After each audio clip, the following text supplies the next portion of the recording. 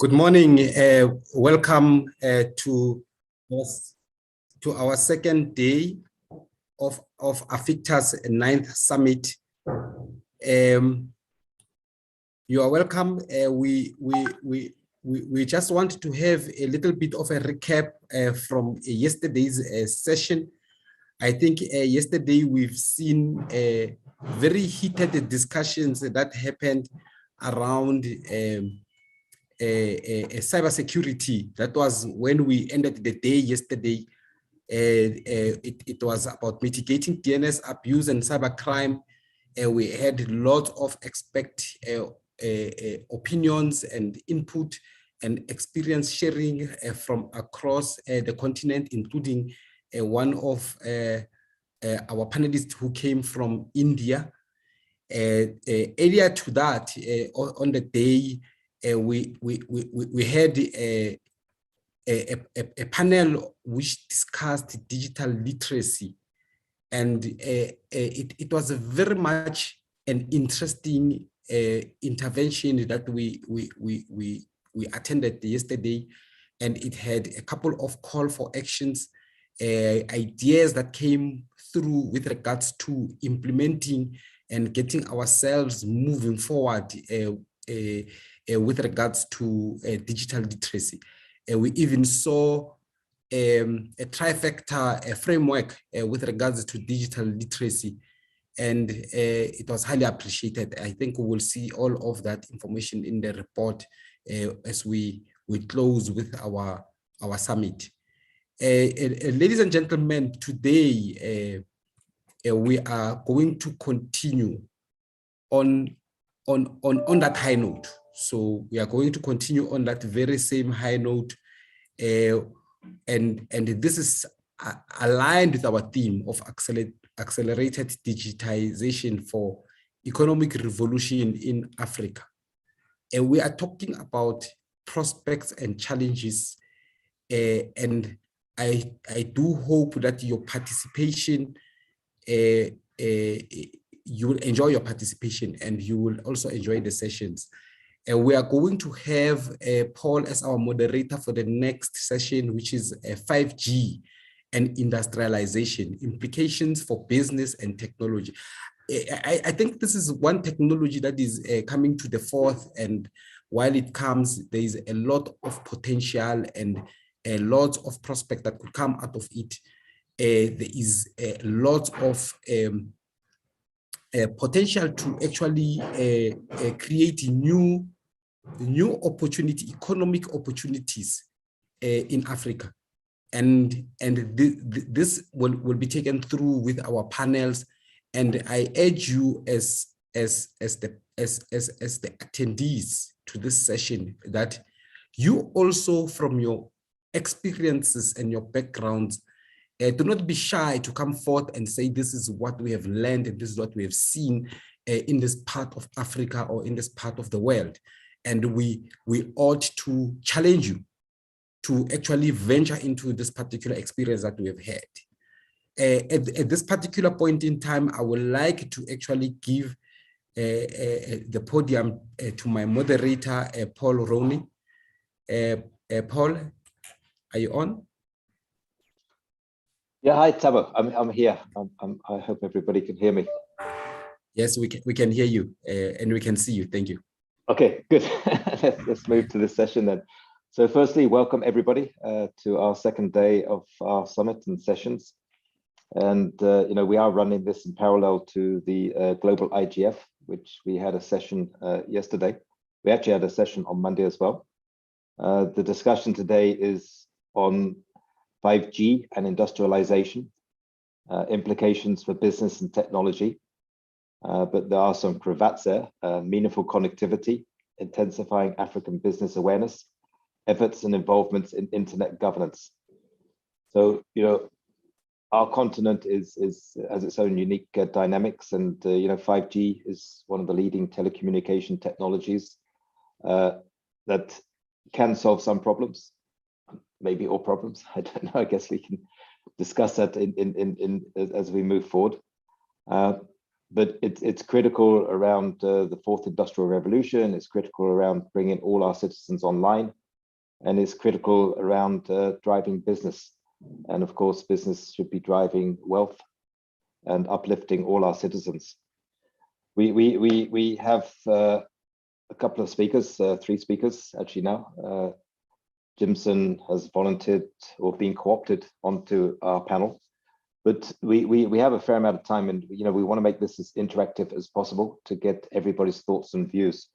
So what I'm going to do is open the floor to each of our speakers to give their thoughts around this specific topic, and then open the floor for more of a discussion, questions, but let's try and get everybody's view, because it does impact all of us. Connectivity is key to us all being part of this new digital global village. So first I'm going to ask to the floor is Marwin Maseri, who is the marketing manager at ICANN in Egypt. Yes, Marwin, the floor is yours. Okay, where do you want me to start? We have lots to talk about. Yes, at the beginning, if there is a beginning. If there is a beginning. Well, first of all, let me introduce a very important relationship between the fourth industrial revolution and decision making. Throughout the world and through all our lovely continent, decision making is a critical component of competitiveness. So the link is between the competitiveness of companies, organizations, governments, whatever. The competitiveness is critical, and decision making is interlinked with industrial revolution. Industrial revolution gave us new inputs for our decision making. Now managers on different levels, starting from first line managers till top management, have new inputs to process, new information that was not available before. This information will complement the decision making and change how we make decisions altogether. We used to make decisions with a certain level or a certain percentage of risk in our business. With Industry 4.0, there are some risk mitigation that happen due to the availability of new information. Now with the availability of 5G, this will be much more accelerated, and decision making will have a totally different structure. By the number of people, the availability of information, the time of information, the amount of uncertainty available, which will impact several concepts and several aspects, maybe such as service delivery optimization, end user experience. But however, my concern or my part of the panel focuses more on decision making. Now, how we impact our supply chain. For example, if there is a manufacturer of ready-made garments, for example, that manufactures high fashion products, we used to have a problem because each time or each day you come near to the market, the decision changes based on the fashion movement. Now with very high speed connectivity, you can capture this fashion much earlier, and you can have a reactive production capacity, which will help in supplying products and services very close to customer needs. So the entire industry of ready-made garments, for example, will totally change. Small manufacturers will have much more advantage to compete. Big manufacturers will have to change how they do business, and smaller batches of production will be much more available. So this is my first beginning part, that decision making is the most impactful part of the availability of 5G, coupled with the fourth industrial revolution. So the competitive landscape globally and locally will change. How we do business will change.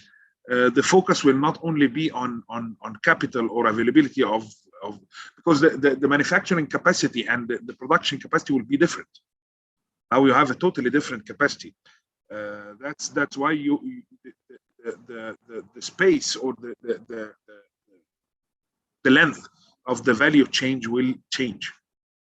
So the value chain now will have shorter space or shorter distance, and a lot of players will have difficulty having their own place unless you have a very sustained competitive advantage.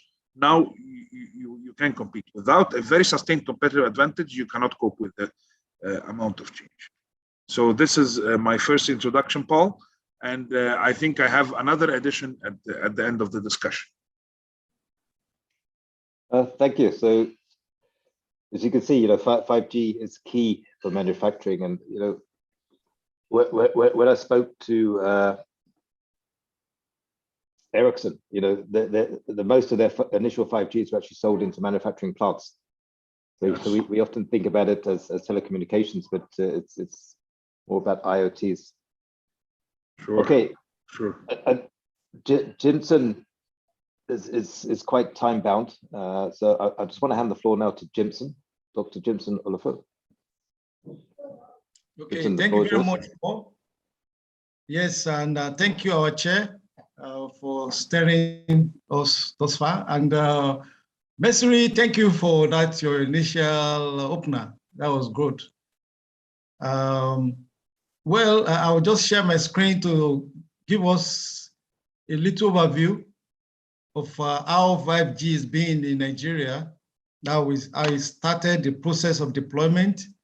Can I have sharing right? Can you make me a co-host so that I can share? Do you have the PO on? Who I want to be able to share my screen. Yes, sir, you can try. You can try now.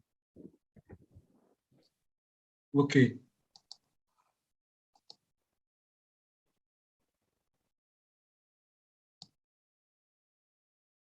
All right. So I just want to give us a kind of snapshot, quick snapshot on the process in Nigeria and the role for the private sector and what is expected. This is a big thing that we are looking forward to. Well, the NCC brought out a draft consultation document. NCC is the Nigerian Communication Commission, the regulator. And there's been a lot of issue about health, so we'll talk about that. Then the spectrum coverage and the cybersecurity implication and our role as private sector. Really, the NCC, the regulator, need to be commended because they started the process quite early and they released a comprehensive consultation documentation on the process, which is how it should be. The stakeholder need to know the process. And so that's document, I fully support that document. And there was kind of a debate. Should we go 5G? People said, oh, people are dying. You remember those scenario maybe from when COVID first started that is connected with 5G. And so there was really concern whether this is bad for our health.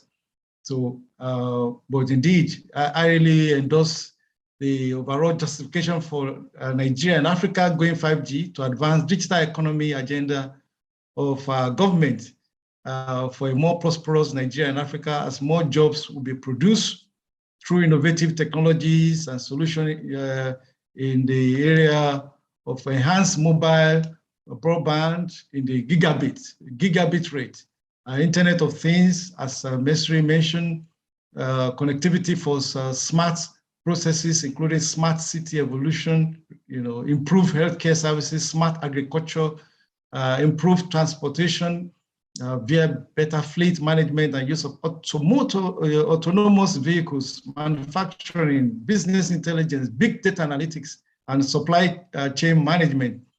And of course, virtual and augmented reality for education, trainings, simulation, etc. So actually the document requested for public comment in specific areas, and those specific requirements, I'll kind of talk to them here in this document, but I won't dwell too much on them, but I'll really glance through so fast. So first on the health implication of the deployment, there is no problem with health issue, especially based on scientific evidence from the Institute of Electrical and Electronics Engineer, and the United Nations Environment Program as well.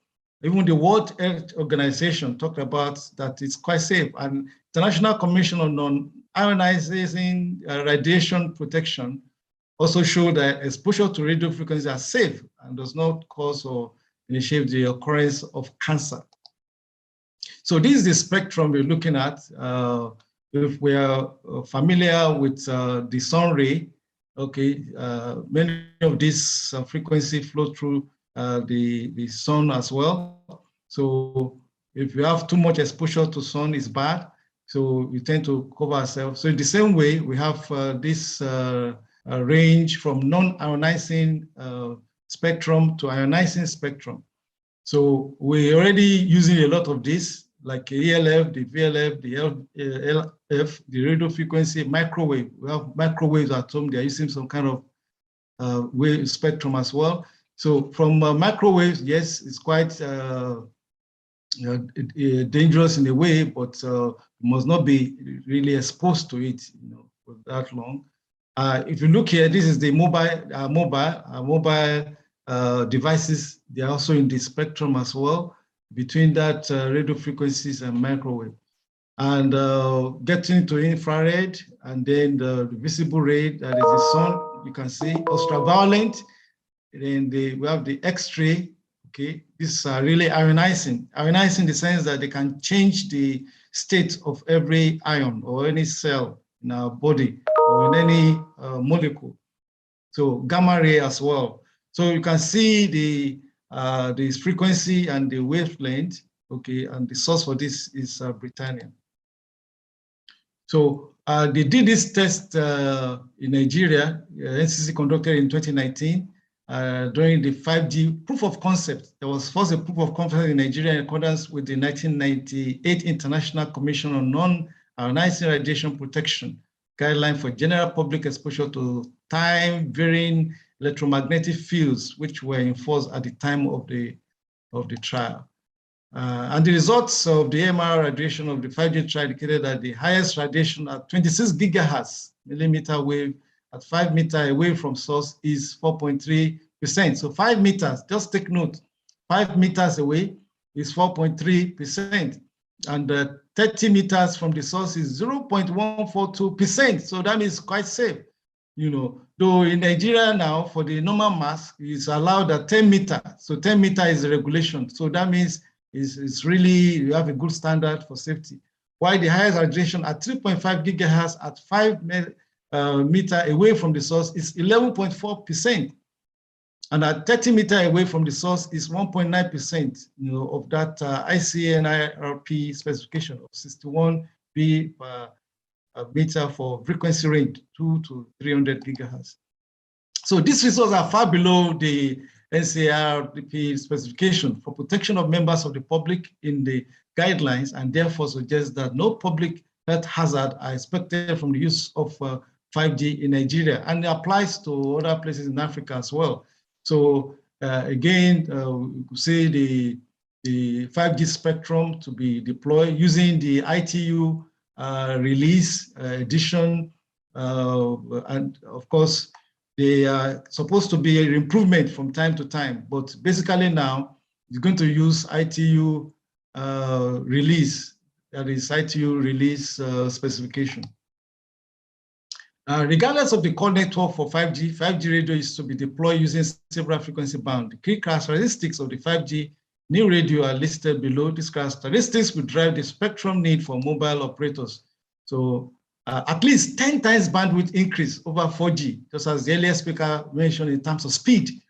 This translates over 1 gigahertz spectrum for 5G new release deployment per operator for deployment in the millimeter wave band ranges. The use of new spectrum with wider contiguous frequency band will enable operators to deploy service with better efficiency and low latency, that is multiples of 100 megahertz carriers in the mid and high band. Low band, that is 600 megahertz, 700 megahertz, and 800 megahertz, including reframing of 2G, 3G, and 4G spectrum. That means all the existing spectrum will still be used for 5G deployment. So according to the regulator. The government will provide an enabling environment for 5G operators, but the mobile network operators, that's the private sector, will determine their own deployment strategies, subject to alignment to the approved policies and other regulatory instruments in force. However, the overall strategy at this time will involve a phased approach, as I mentioned earlier, phased approach. Indications suggest that majority of operators in different markets will opt for a phased strategy involving a non-standalone approach for the early stage. Non-standalone means it's not going to just be focused on a particular frequency, band, or using particular equipment, focus on 5G. So it's going to be phased. They can even use part of the 4G equipment, to deploy 5G services. That's what I mean. So hybrid approach is going to be used. Then later we have standalone approach that focuses on higher end of the range. This phase approach will accommodate device availability. For the early stage of Nigerian 5G deployment strategy, 2020 to 2021, a non-standalone approach will involve deployment of 5G equipment on some existing sites. That is, existing site where you have 5G or 4G devices that is supported by a densified network of small cells. The mid-term range, 2021 to 2025, will involve hybrid approach with new built 5G sites added to the small cell networks. Depending on demand and return on investment, this hybrid scenario may be seen by some as a long-term solution. The long-term stage, that's post-2025, will see standalone networks deploy and will require the largest infrastructure investment. So this is the time frame. Second quarter 2021, 5G spectrum allocation. Yes, that has happened. And then by fourth quarter 2021, 5G spectrum auction. The auction is about ongoing. So the bid document has been released. People have made some express their interest. And then by early next year, there will be assignment. Sorry, there is a phone ring behind. I'm in a hotel at a conference, another conference. Commercialization of 5G spectrum will happen by fourth quarter 2022. So spectrum use is international, and the allocation of frequency for 5G is backed by treaty done at the ITU World Radio Conferences level to take advantage of economic of scale for network equipment and device manufacturing. We all get that. Legacy spectrum could be used for non-standalone 5G deployment, as I mentioned earlier, and they are in this range. That is the one we're using right now. Even our Wi-Fi, they are in this range as well. So these are the ranges. And then spectrum boundary requirement for deployment of 5G to meet the International Mobile Telecommunication 2020 usage scenario of enhanced mobile broadband, ultra reliable low latency communication, and massive machine type communications. They vary, okay? But the provision has been made. A contiguous bandwidth of 80 to 100 megahertz per operator is recommended in the low and mid spectrum bands, while bandwidths of 400 to 1,000 megahertz contiguous spectrum are recommended for operators in the high band. So it has been well laid out. In Nigeria, according to the regulator, this requirement can be achieved in the mid band with reframing and the replanning. It can also be met in the high band without any further work, apart from additional allocation to be made by the National Frequency Management Council. According to the GSA, that is Global Suppliers Association, the bands that are known to be most supported at the moment by announced 5G devices are the N78, the N41, the N79, and respectively in that order. So these are the millimeter wave spectrum that were identified in the WRC 19, that is the standard release by ITU. They will also be made available for standalone 5G deployment in Nigeria according to the regulator. So these are the ranges.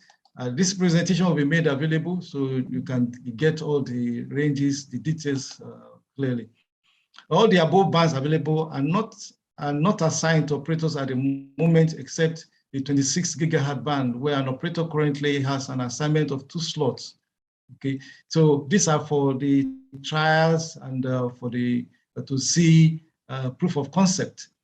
Okay, the new plan on this band is TDD, and so according to NCC, the operator will be vacated and the band license based on the new TDD plan. The first phase of the release of millimeter wave spectrum in Nigeria will be 24.25 and 27.5 gigahertz, and lower part of 37 and 43.5 gigahertz, starting from 37 gigahertz to 40 gigahertz.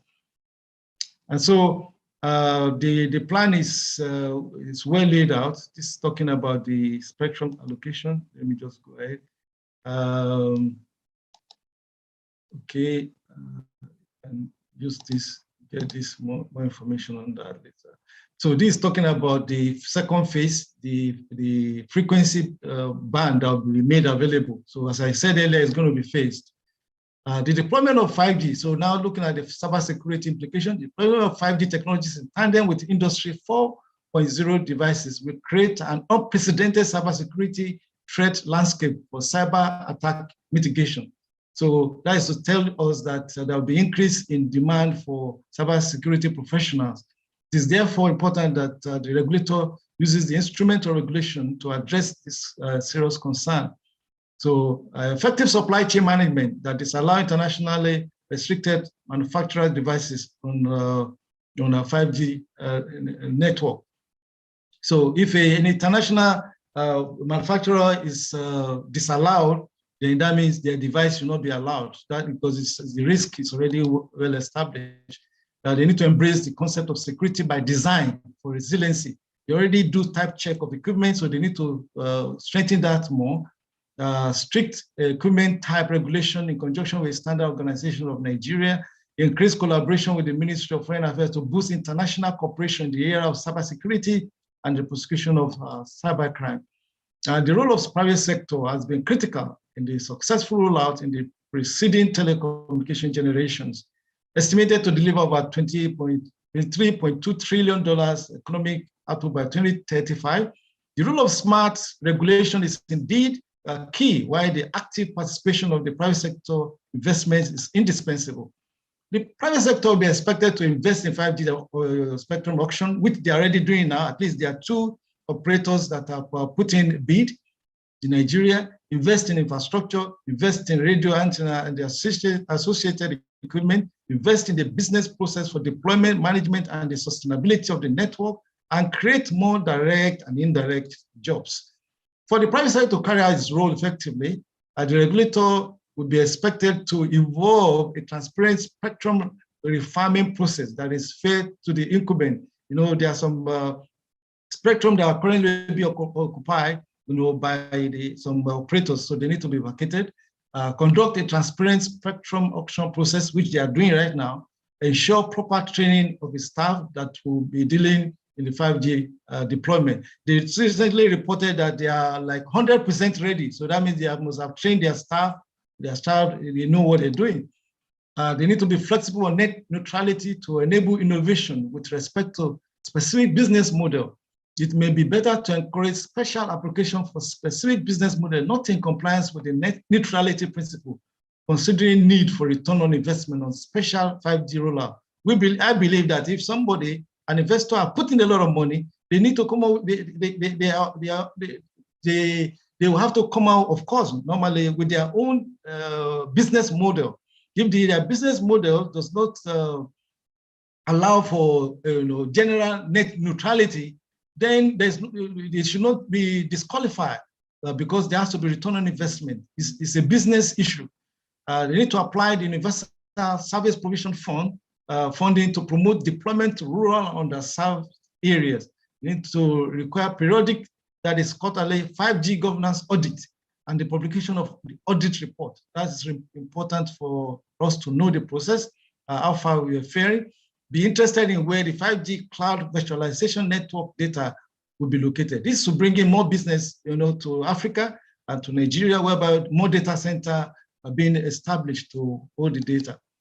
And then sustain the designation of telecommunication infrastructure as critical national infrastructure and take the necessary policy, legal, and security measures to secure same. So I conclude with this. The economic benefit of 5G rollout is huge.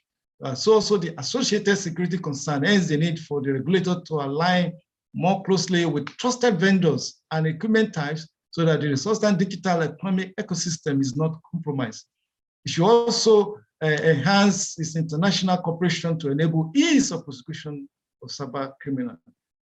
In the face of security challenges all around, not only in Nigeria, all around the place, so necessary policy, legal, and security measures need to be taken to secure private sector investment, now considered as critical national infrastructure. So this presentation to say that the private sector, as usual, is ready to play its part in any government-led initiative, regulator-led initiative, especially with this 5G rollout in the country or across Africa, provided there is flexible and smart regulation to guide the process. So this is where I stop. Thank you.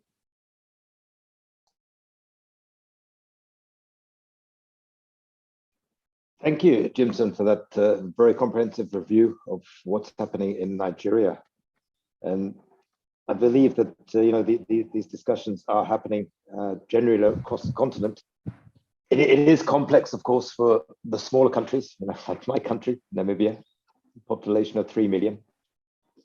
So we tend to leverage off what's happening elsewhere. And I want to hand the floor over to Wada Fadul. Wada is one of our board members and the CEO of the Institute of Tomorrow. Wada, the floor is yours. Thank you, Paul, and thank you, Marwan and Jimson, for the great insight that have been shared.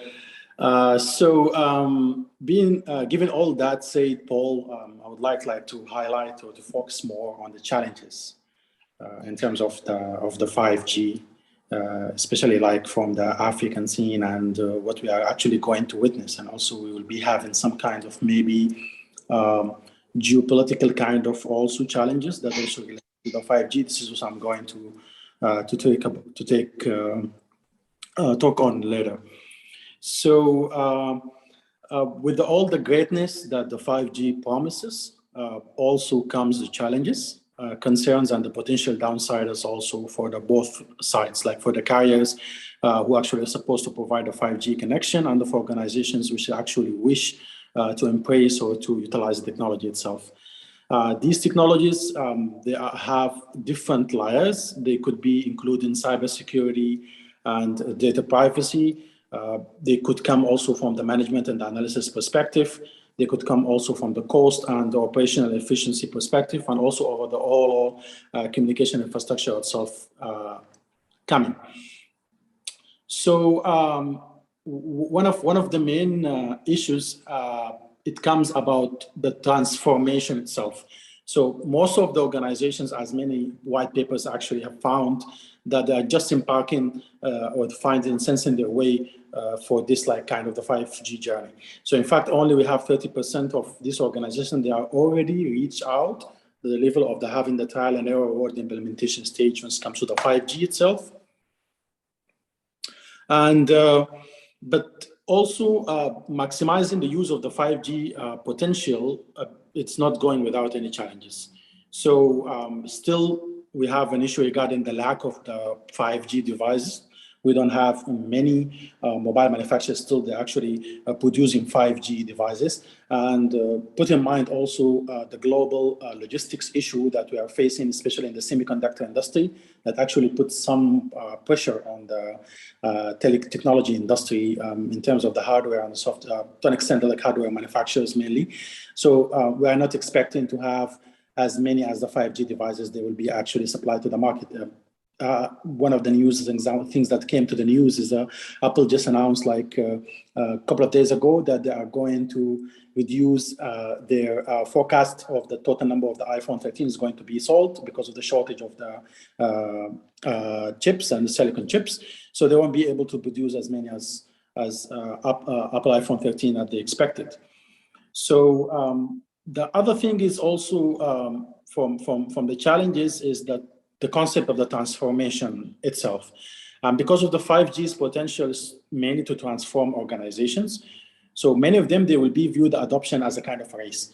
So this is invariably actually will accelerate the timelines and also will be producing more number of risk. As an example, in order to deliver a rich kind of and a smooth kind of the experience to your consumers, the adopters, they need to make sure that everything is working fine. They need to make sure that they're having the right hardware and the software and the equipments. They will be also spending the early adopters because still we are defining the radio waves in many countries, especially to the 5G. So that means the operational cost will be higher in the beginning itself, so the capex will be increased. So one of the way that most of the telco operators they do is just to transfer the cost from the capex to the opex, in order to have a better kind of the financial efficiency as soon as they can. That also will be included like install new networks, having more subscribers, spend more on marketing, fund some kind of planned packages for the consumers to be starting using 5G based devices. This will actually could dramatically increase the cost, and also that will be a part of the operation at the end, the final project of the package that's going to be the given consumer. So that's mean maybe you are not going to end up by having the same number of the people that we expected, or the same number of organizations still connected to the 5G as we expected because of the operational and the financial constraints. And so even so, the adoption of the 5G, even on the later stage itself, as number one mentioned, this will be like a serious competitive competition that are going to be started. But also starting it late or too late in order to save some kind of the money for the organization, the telecom operator also will add a serious level of the competitive disadvantage to the organization. So this is a real challenge for the telecom operators, is to find the right time to enter the market, putting all of these kind of operational obstacles. This also includes like the new complex networks. We have many installed already antennas that they support the 4G or 4G plus, or SPA kind of networks. That means we'll be having a kind of heterogeneous environments now. We will be connecting different vendors together, integrating them to have the reach level of the efficiency of the network. Also delivering the devices at the reasonable prices to the users, spending on the marketing for organization, the users, in order for them to utilize and exploit the 5G and what it actually brings. Also setting the goals that actually will be given the level of like how we can actually have the new capabilities and the quality of the services at the same time. And also, as I mentioned, the new frequencies and the new radio and the network virtualization level and security for the network, or the physical security for the network level, this is an issue. So these all challenges, they came from, like, we can classify them as a technology and operational complexity kind of the issue or the challenges for the installation of the 5G that most of the African countries are going to be facing. The other part is would come also the human rights and the property value and the human health concerns.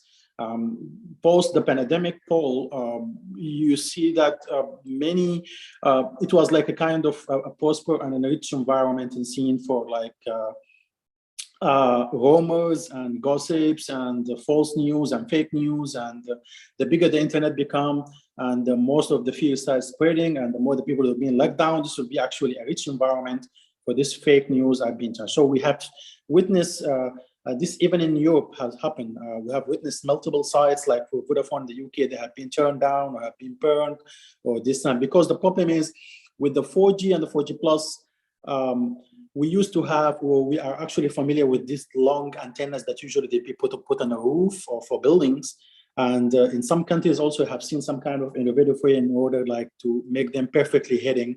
Like in the Gulf countries, they like in Dubai, they make some kind of, them looks like a palm trees or something, the antennas for the 4G, the long ones.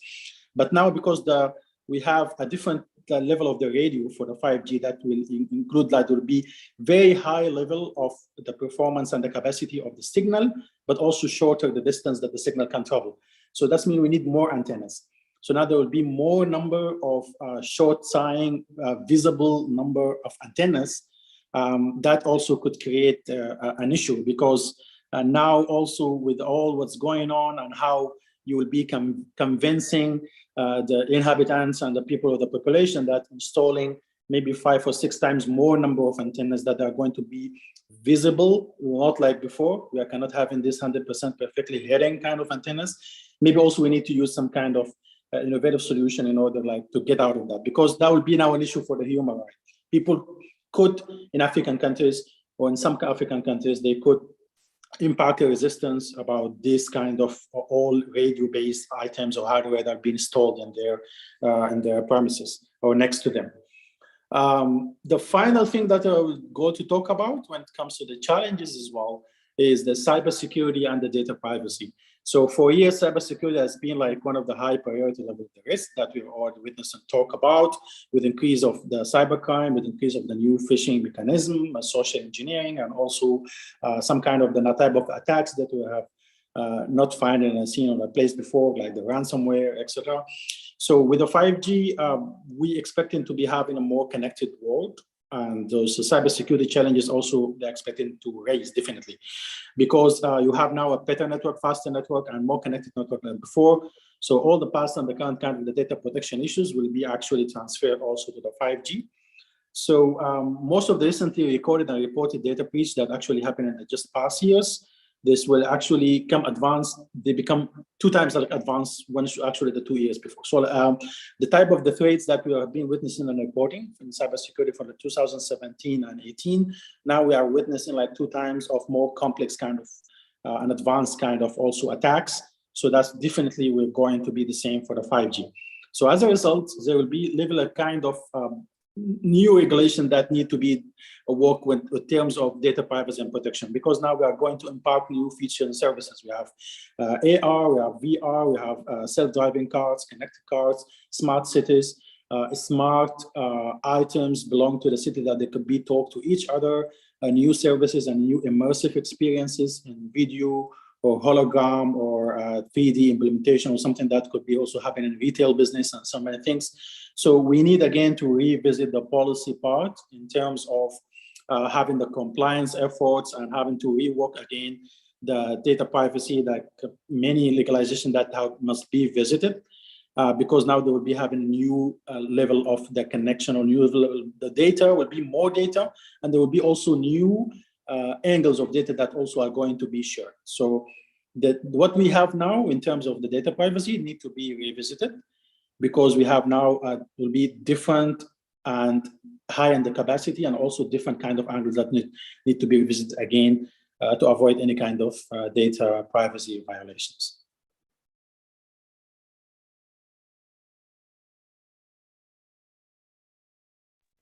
Thank you. Wada. Was that pause the full stop at the end? So we've heard some different perspectives around the leveraging 5G for manufacturing and industrialization. What's happening in Nigeria around regulation and harmonization of spectrum around 5G, as well as some challenges that some particular to our continent, some are general across the world. So I don't know, does anyone have any questions or any intervention they would like to make? I'd like to add something, Paul, if time permits. Yep. Time permits, the floor is yours. Okay, and I'd like to thank my co-panelists for their real insights. Just I want to add a very important challenge, and especially in our lovely continent, which is the amount of change itself in technology and platforms, and this is a critical issue that needs a lot of attention from government, from policymakers, from even investors, from everything. When you have this amount of change and you have such an investment, you need to make sure that there is a payback period for this investment. And the payback period here is concerned more with the change and development in the societies itself. So sometimes we change from 4G to 5G, we change from one point to another, we change from normal internet connectivity to IoT, to Industry 4.0. The amount of change itself does not give a chance for people within the industry and consumers and jobs and everything to take this path. So the path of the change is critical.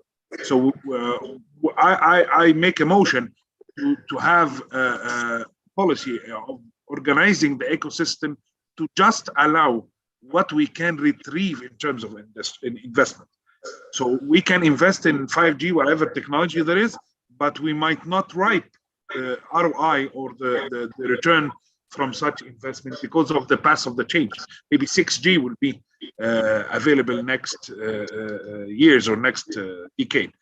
So the idea I'm trying to communicate here is focus changed, leveraging the benefit of each technology, not just following the technology per se. Maybe for other continents, for other countries, it is suitable, but for our countries and our continent, the more we make the technology more efficient, the better we have an ROI out of this such technology. This is my addition for this issue, considering the challenge that we face. Thank you very much. Thank you, Marwan. Paul, just if you let me just add one point, one last point. This is, I just forgot to mention it as well. There is also one important challenge, Marwan, also. We need to think of it in a continental level. So the continental level that we may find ourselves in Africa is stuck in the middle of the Cold War between China and the US. So this is a real issue. We have witnesses this happening to countries like the UAE after they actually started activating their arms deals of the F-35 for the US. Now US, they have a say of the telecom infrastructure on the UAE itself that are fully built on Huawei and ZTE companies. And this is actually will be against the US kind of regulation in terms of data privacy and the security if you are implementing any US arms solution or defense solution. So that's an issue. That's why the US is creating an alliance or collaboration for many companies, including Verizon, AT&T, and Ericsson to develop a different or a parallel 5G kind of concept and standards. While Huawei could be considered a little bit mature because they started a bit earlier in terms of the R&D, in terms of the 5G. Yes. So Chinese infrastructure and the technology for the telecom maybe would be the best solution for the African countries in terms of cost, but also this could put us in a kind of either direct or indirect confrontation with the US and the Western world at the same time. So I think very this is beneficial comment, Wada, very beneficial comment. The point is, my another point is, we want to deploy the technology that will have an ROI, a clear ROI for our content. I mean, the technological efficiency or the efficient use of technology. This is what I mean by this. Of course, I agree with you. Yeah, the geopolitics of today is a real issue. It is being played out at the expense of all of us. There's some questions that are arising from the participants, and I want to pose this to the panelists as well. And it's really about when we look at how 5G will be impacted by affordability, particularly when we look at the auctioning of spectrum, which tends to go to the highest bidder and tends to be the preserve of the more wealthy traditional operators. So this doesn't help with bridging the digital divide that we have.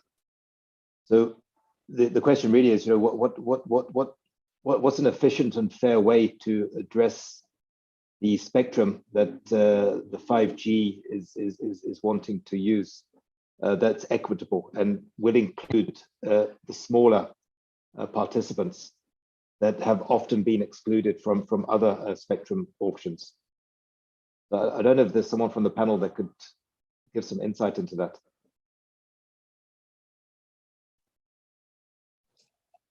So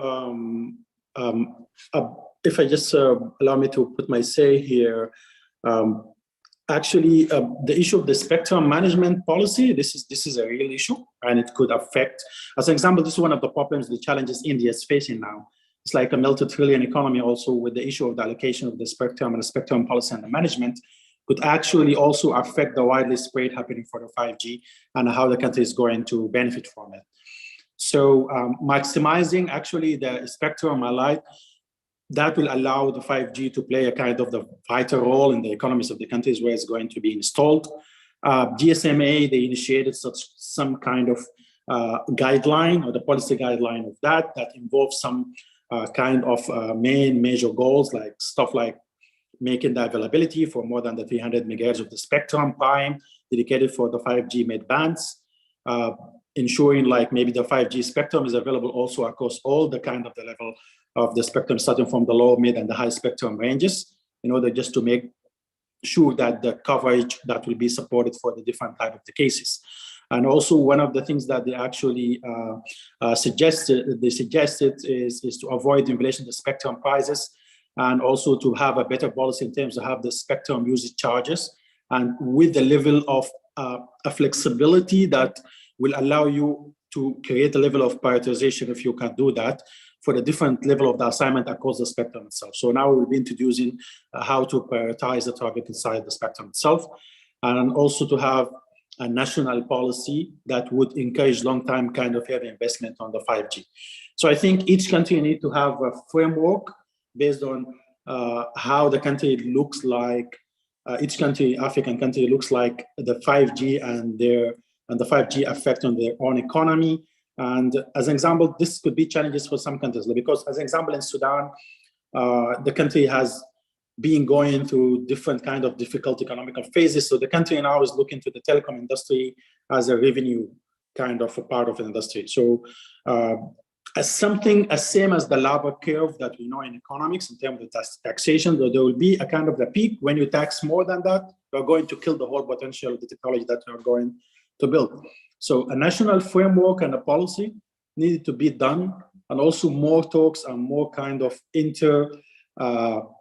conversational talks also between the private sector and the public sector, and also between the alliances and global entities like the AfICTA also, in order to make sure that how we can expand this well to different parties. I think there's a great role also such entities like AfICTA can play in this area.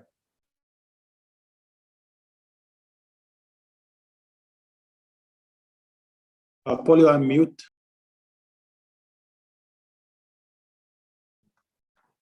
Technology sometimes fails me.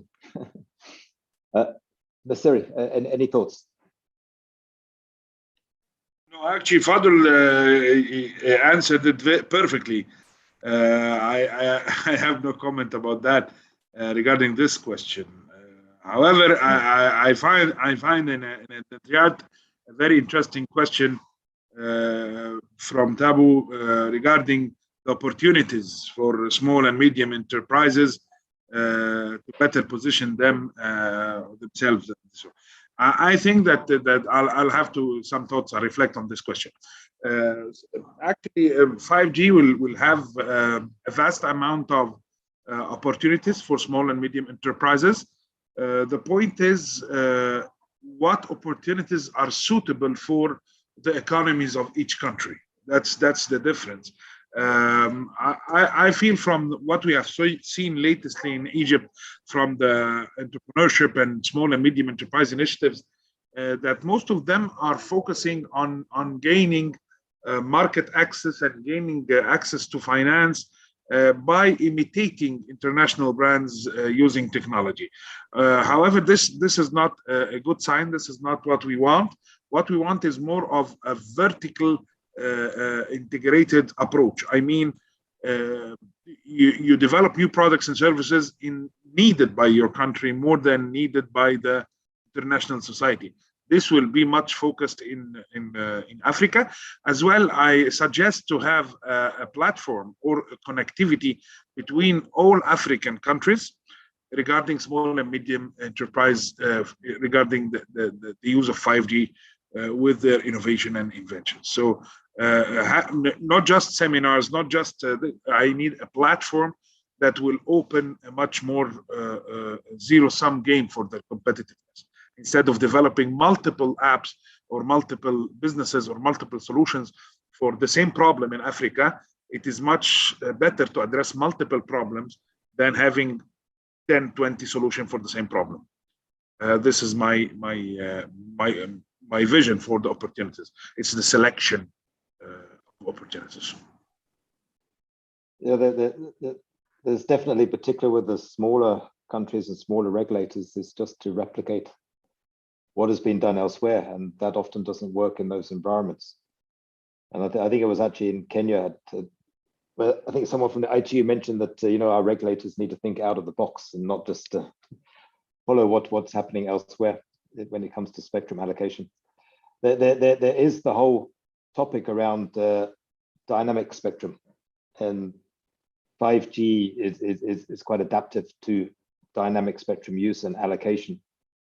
And there's also the discussion around the demand-driven spectrum use, where you can have the same operators that can access the same spectrum based on the demand and the demand patterns. Is this something that regulators or countries are looking at? Does anyone have any thoughts on that?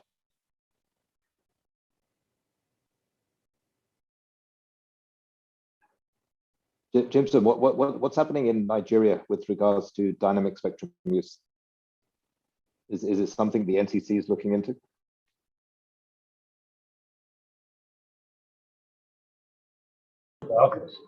Yeah, Paul, can you come again, please? I'm just talking about the dynamic spectrum allocation and use. So where spectrum is a finite resource, it needs to benefit everybody. So the risk of the old models is someone buys spectrum, their own spectrum, but they don't necessarily use it effectively, which blocks out other entrants. And this fits into a bit what Tambo's saying about the SMMEs. They're often excluded from spectrum that they can use in areas where the big operators are not really interested to operate in. So then you've got this whole thing of dynamic spectrum use. So, in areas it's not being used, it can be reallocated to other operators, which can be universal service operators. Or, we just make it the preserve and we block it out for the whole country, that spectrum through the auctions. So is dynamic spectrum something that the regulators in Nigeria are looking into? Or is it just first come, first serve, you buy it, you own it, and if you don't use it, tough?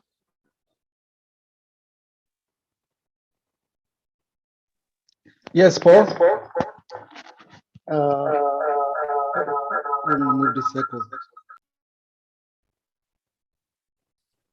Sorry, as I mentioned, I'm actually at another conference, so I'm trying to multitask. Okay.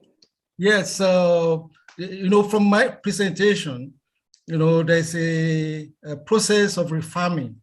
That is, those spectrum that are not in use, they will definitely be refarmed. And then those ones that needs to be retired, surely will be retired for the 5G.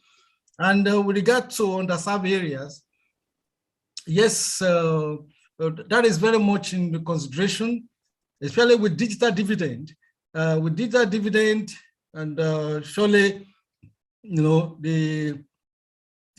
that's what we'll find use with deployment of other technologies apart from 5G. That's where the SMEs can come in. So the SMEs need to identify their own niches to be able to meet the need that the underserved area. So definitely dynamics spectrums that are available or are on use be revamped and refarmed, for use at underserved areas. So there are a lot of business opportunity coming up. It just has been in the 4G, wherein the SMEs provided services. It could be like audit services. It could be privacy services, data protection services, cybersecurity services. They'll provide access services, like merchandising, vouchers, and what have you. Consulting services, even to end users. So there are a lot of opportunity for SMEs, and they need to identify their own areas, okay? And take advantage of it. And another very important point, is the fact that really it's a big business. Let's face it. 5G deployment is a big business, not for small businesses, really, in terms of the network rollout. So, and for it to be effective, it's the big players that need to come in. That's why the auction prices have to be really high. So that it's only those that can really, they have the muscle or they can mobilize the resources, they are given the leverage, to play. And that is understandable. And that's why I said in that presentation that net neutrality should not really be a kind of constraint that will tie the hands of investors. No, investors could have their own model for deploying, their services. Then somebody raised the issue of one network. Actually, this is a major issue for us. We need kind of a one network regime across Africa, especially with the African Continental Free Trade Agreement. Travelers from the south going to the north, they should be able to, with that same network, talk to one another without battling with the issue of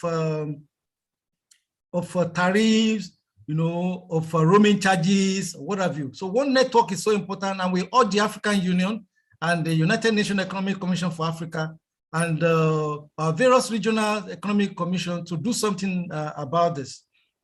So, which is really critical, to business and to SMEs, and to us realizing the goal of the African Continental Free Trade Agreement for prosperity across Africa. Then let me say this too: we should not forget that we had the first revolution. It's still with us, okay? In the first revolution, steam engine, powering activity, okay? Then the second revolution with electricity, we see a problem, a challenge with electricity. Let's face it. So some of us are still dealing with electricity issues. Even in Nigeria, we're dealing with electricity issues. So that's second revolution, technology. So third revolution technology is also there. Okay, we are still dealing with the challenge of that. Then the fourth industrial revolution, which is right here. So everybody will work according to their pace, okay? And within that ecosystem, some people will use 5G. At least some of us, we really need 5G as of yesterday concerning our businesses. Some will still say at the third revolution, okay, areas, okay, that is digitization. The theme of this summit is about accelerated digitization, in Africa. So that's a third revolution issue, okay, which we need to, we say accelerated. We need to get it done as of yesterday. So, and not to talk of second revolution, electricity, providing electricity across Africa. In Nigeria, we are grappling with that. So we are still, so everybody work according to their paces, and whoever is ready to embrace 5G, fourth industrial revolution, then it should take it up. So that's my perspective. Thank you. Thank you, Jimson, and thanks for joining from your other meeting. And this does raise the question then around the digital infrastructure, which is key to the 5G rollout. We need to build that middle mile. So how do we finance that digital infrastructure? And I think it's also important to also look at what is the impact of not financing it. If you don't do it, there's an impact on the economy because the economies fall behind other economies. Does anyone have any thoughts on the financing models for building that digital infrastructure?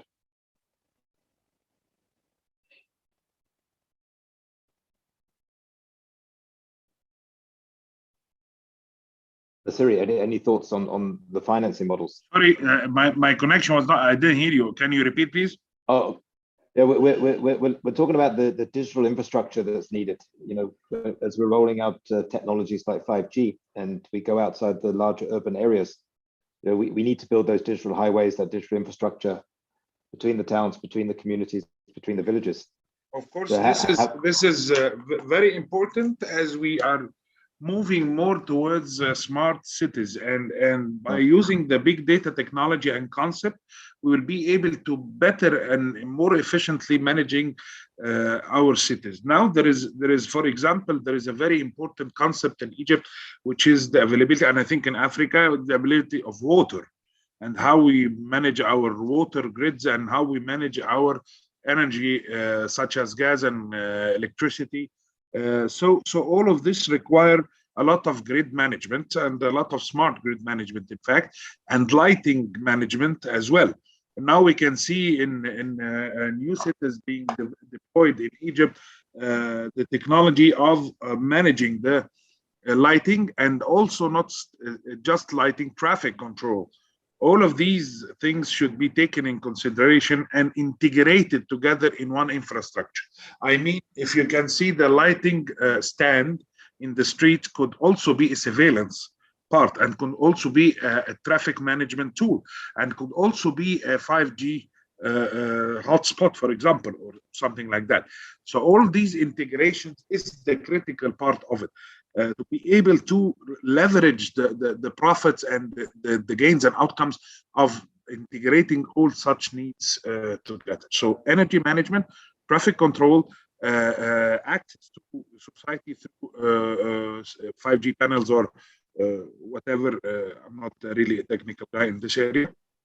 And you can see early models actually produced, and some are integrated in Egypt for this lighting, which is also powered by the wind in some areas and by solar technology in some areas. So this is to shed light on such an infrastructure. And the best way to do it, if we can use the current infrastructure to transform it into a more easy. I'll give you an example. In Egypt, we used to have a telephone network. It's called Minatel, where you can have a card and you can insert it in this machine, where you can, in this phone, I mean a street phone. Now all these street phones, around maybe 50 or 60,000 points, are not working. But still you have the infrastructure installed in under the earth level. So if you can reuse it again, like UK transforming the red booth of telephones into Wi-Fi, as well, we can use this network to develop applications and 5G uses areas.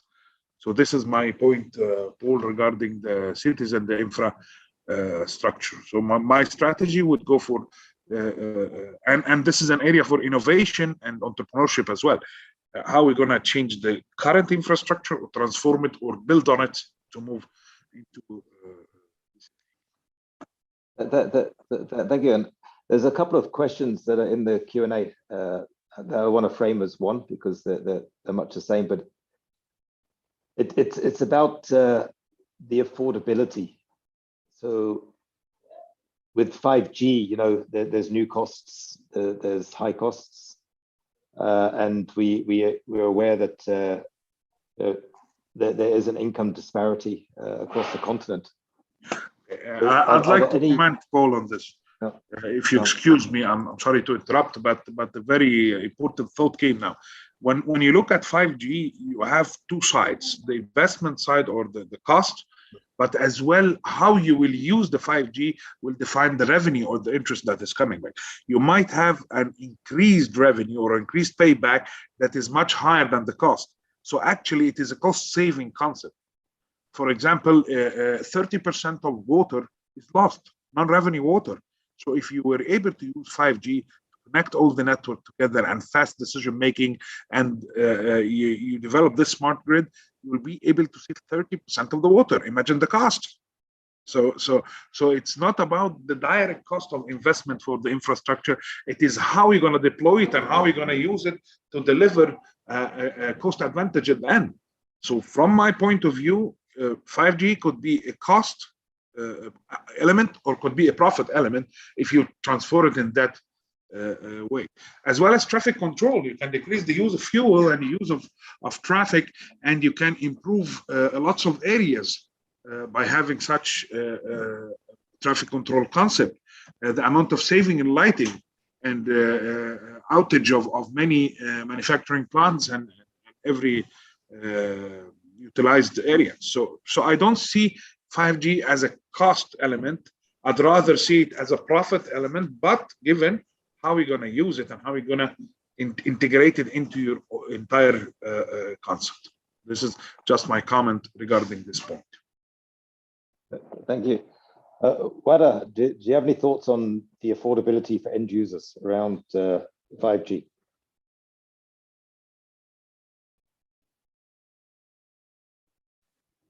Paul, couldn't hear you. Can you repeat? Actually posing the question to Wada, if he has any thoughts on the same topic, on the affordability aspects of 5G access. Okay, so affordability actually has been always kind of a topic to discuss about. The different entities and organizations, they have been developing different kind of policy framework and standards, how to define it. So we at the Alliance for the Affordable Technology, post the COVID and the pandemic, like in what happened in 2020 and the spread of the COVID-19 pandemic, which has actually started to expose the huge disparities in the internet access in many services, starting health, education, commerce, and also they forced online work, and they also forced the transformation for many businesses in order to start applying working from home or the kind of the distance working. So during that period, the team of the Alliance for Affordable Internet, AfICTA, and its advisory council, they have been working tirelessly towards introducing a standard called meaningful connectivity, which actually has been successfully shared with the community. So meaningful connectivity, it means like that the set of minimum thresholds must be met across 4 dimensions by every country committed to provide adequate level of connectivity to its population. So what are these 4 dimensions? Is the internet,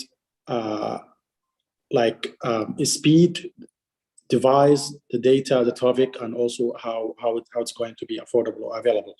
So the meaningful connectivity sets minimum the threshold for the regular data use. The minimum threshold for that, they should be having a daily access to the internet. So if you are a student or you are an employee or you are having your own business or even like working from home or something, the minimum level of the first threshold or the dimension, you should have a daily and consistent daily access to the internet itself. The second dimension that you must have an appropriate device to log into the internet from, and the minimum threshold is it must be a smartphone. So, and the third one is you must have enough data. So the minimum threshold that you should have either unlimited broadband connection in the place where you work or you study. So it's not necessary like to have an unlimited connection to the internet from home or your own mobile devices, but at least in the place where you work or you study, you must have an unlimited broadband connection to the internet. And the fourth and the last dimension is the fast connection, which is actually has the minimum threshold of 4G minimum or equivalent. So definitely that's mean also will be including 5G and in the future there'll be 6G. So how FOI actually came up with this kind of standards? This has been informed by robust kind of the research and the analysis has been done across multiple countries, especially in the developing countries. Also within the representative and different surveys and the national surveys have been installed in multiple countries like Ghana, Indonesia, and Colombia, and also by discussing with the advisory council of the FOI and the multi-stakeholder consultation firms and the World Bank and multiple kind of also internet provider and internet actually carrier at the same time. So the goal is by 2030, maybe 100% of all the medium long-term actions that must be actually connected and must be actually available when it comes to the access to the internet. So as I stated earlier, there are multiple kind of standards of the policy framework, but we believe that the meaningful connectivity concept that the FOI introduced, it will be making it easy for the private public sector and also for the NGOs and any of the stakeholders that they have their say or their point of view in order to develop the technology scene and the connection scene in that given country. So now, for the first time, we will be having this kind of solid 4-dimension thresholds that can be used to assess how the service is going to be implemented, how the services with the experiences the end user are facing, and are we really utilizing the internet and the connection and connectivity we're having now in our African countries. Thank you. Thank you, Wada. And I think we're coming to the end of this session. So I'm going to open to the floor if there's anyone that would like to take the floor and have an intervention while I'm waiting for a hands up or someone to grab the floor. I think what one key takeaway for us here is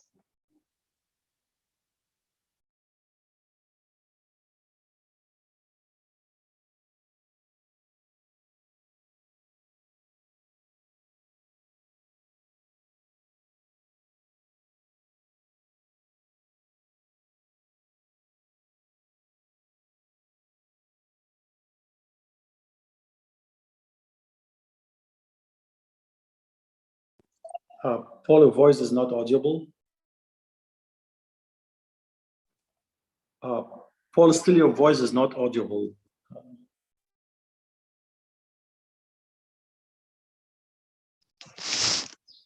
Sorry, can you hear me now?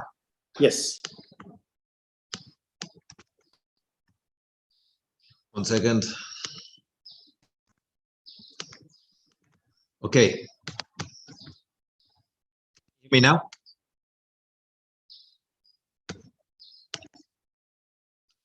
One, two, three, 1, 2, 3. Oh, you are still muted. Yeah, I'm trying to get in. Hello, can you hear me now? I can hear you, Paul. Thank you. Well, okay, sorry. My phone rang and then my headphones connected to my phone, disconnected from this session. So I've just gone to the microphone on the laptop. Now, what I was saying is that, to me, one of the key takeaways here is that when talking about 5G, we got to try and keep the narrative around industrialization, around Internet of Things, connecting devices, cars and things, because often the narrative moves towards, the mobile phone operator. So the mobile phone operator's ability, to connect is still there with the traditional technologies, 4Gs, Wi-Fi, community networks. So I think when we have these conversations with our peers, that's where the business opportunity is around building those smart cities, bringing on those fourth industrial revolution tools and technologies. So no one wants to take the floor, so I just want to give the floor to each of our speakers just to give a last thought, and then we'll close on this session. Excuse me, Paul, I'd like to add, yes, I'd like to add a very slight comment regarding your last comment, which is that the mobile operators will still have their old technologies, their traditional technologies intact. However, the use of such technologies will differ by the wide availability of 5G. I mean, now even in Netflix or something, you are trying to watch a movie or news or something. Now the TV broadcasting technology or market will entirely change.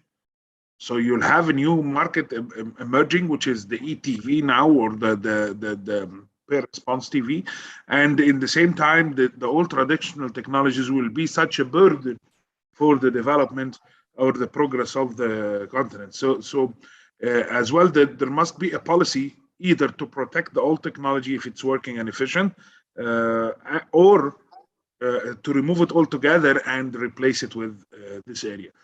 This is, in my opinion, coexisting of two technologies together will always happen, but creating kind of a protocol for the relationship between the traditional technology and the new technology is important for the benefit of the continent, in my opinion.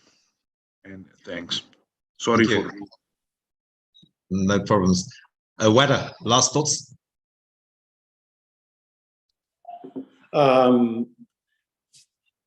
Thank you, all of you, actually, for the great insights. as Marwan said, also the panelists and the gentleman actually said it before me, is I think we need a framework in order to install the 5G in such a better way that actually the continent could benefit from.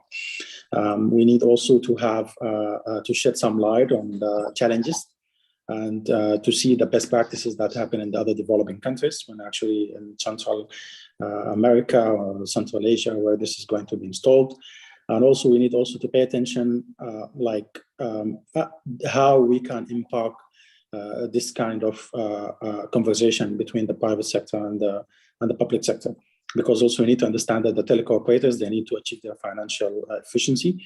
And at the same time, the whole country that need also to pay attention and not just to look at the telco industry as like kind of an easy money or easy taxation kind of the sector that many African countries that are looking at it as of now.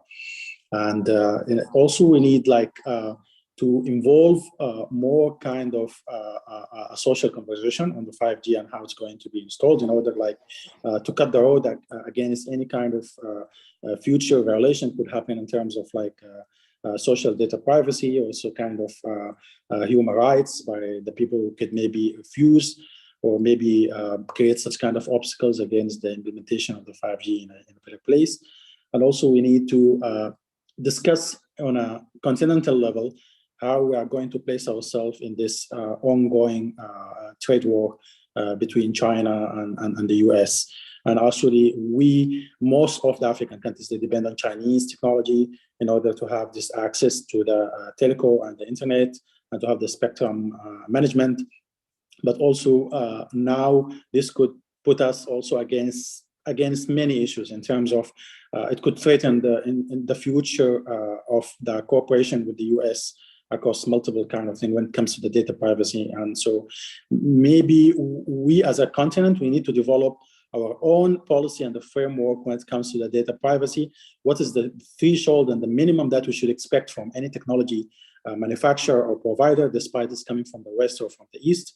What are the things that we need? What actually the things that could match our own culture, could match our own regulation, and could match also our own data privacy framework? Thank you, Paul.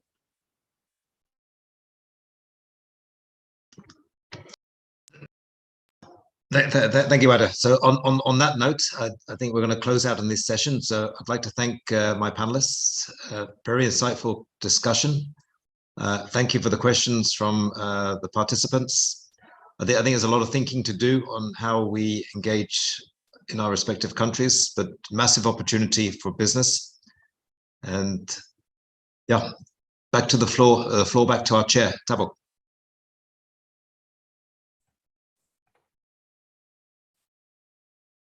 Thank you. Much appreciated, Paul, and much appreciated to Misri and as well as Wada for that insightful session. And thanks to Dr. Jimson also for a very comprehensive presentation. I think from the session we could gather in terms of the opportunities as well as the challenges that needs to be dealt with when it comes to a 5G in accelerating digitalization in Africa. I think it is very imperative that, as Paul has said, we look at it from that context, and within that context, then we ensure that at the end of the day, we exploit these opportunities as they may be.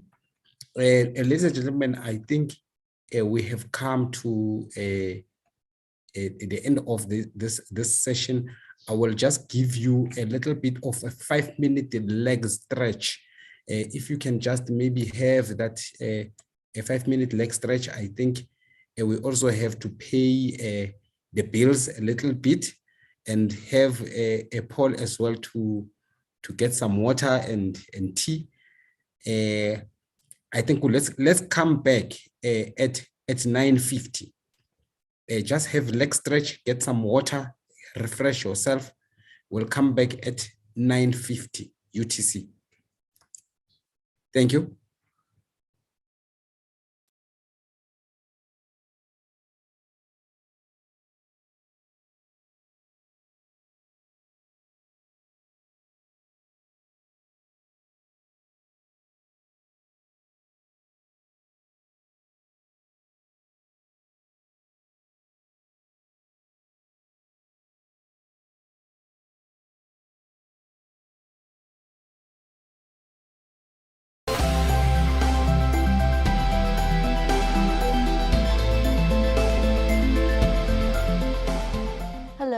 here today with Claudia Selli and Steve Del Bianco, members of ICANN's Commercial and Business Users Constituency. This is a group that sits within the commercial stakeholder group of the generic name supporting organization. And you're going to tell us a little bit about what the BC is about, your members, as well as the policy topics that you focus on, I think. So welcome.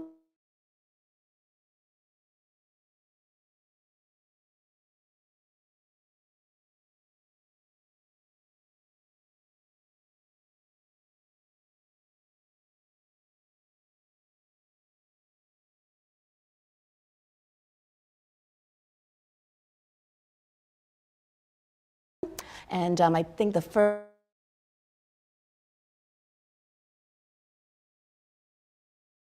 that businesses and their customers can be confident that they're getting to the domain name they were actually seeking. We also want to be sure that there's competition amongst all the different suppliers who provide domain name registration and registry services.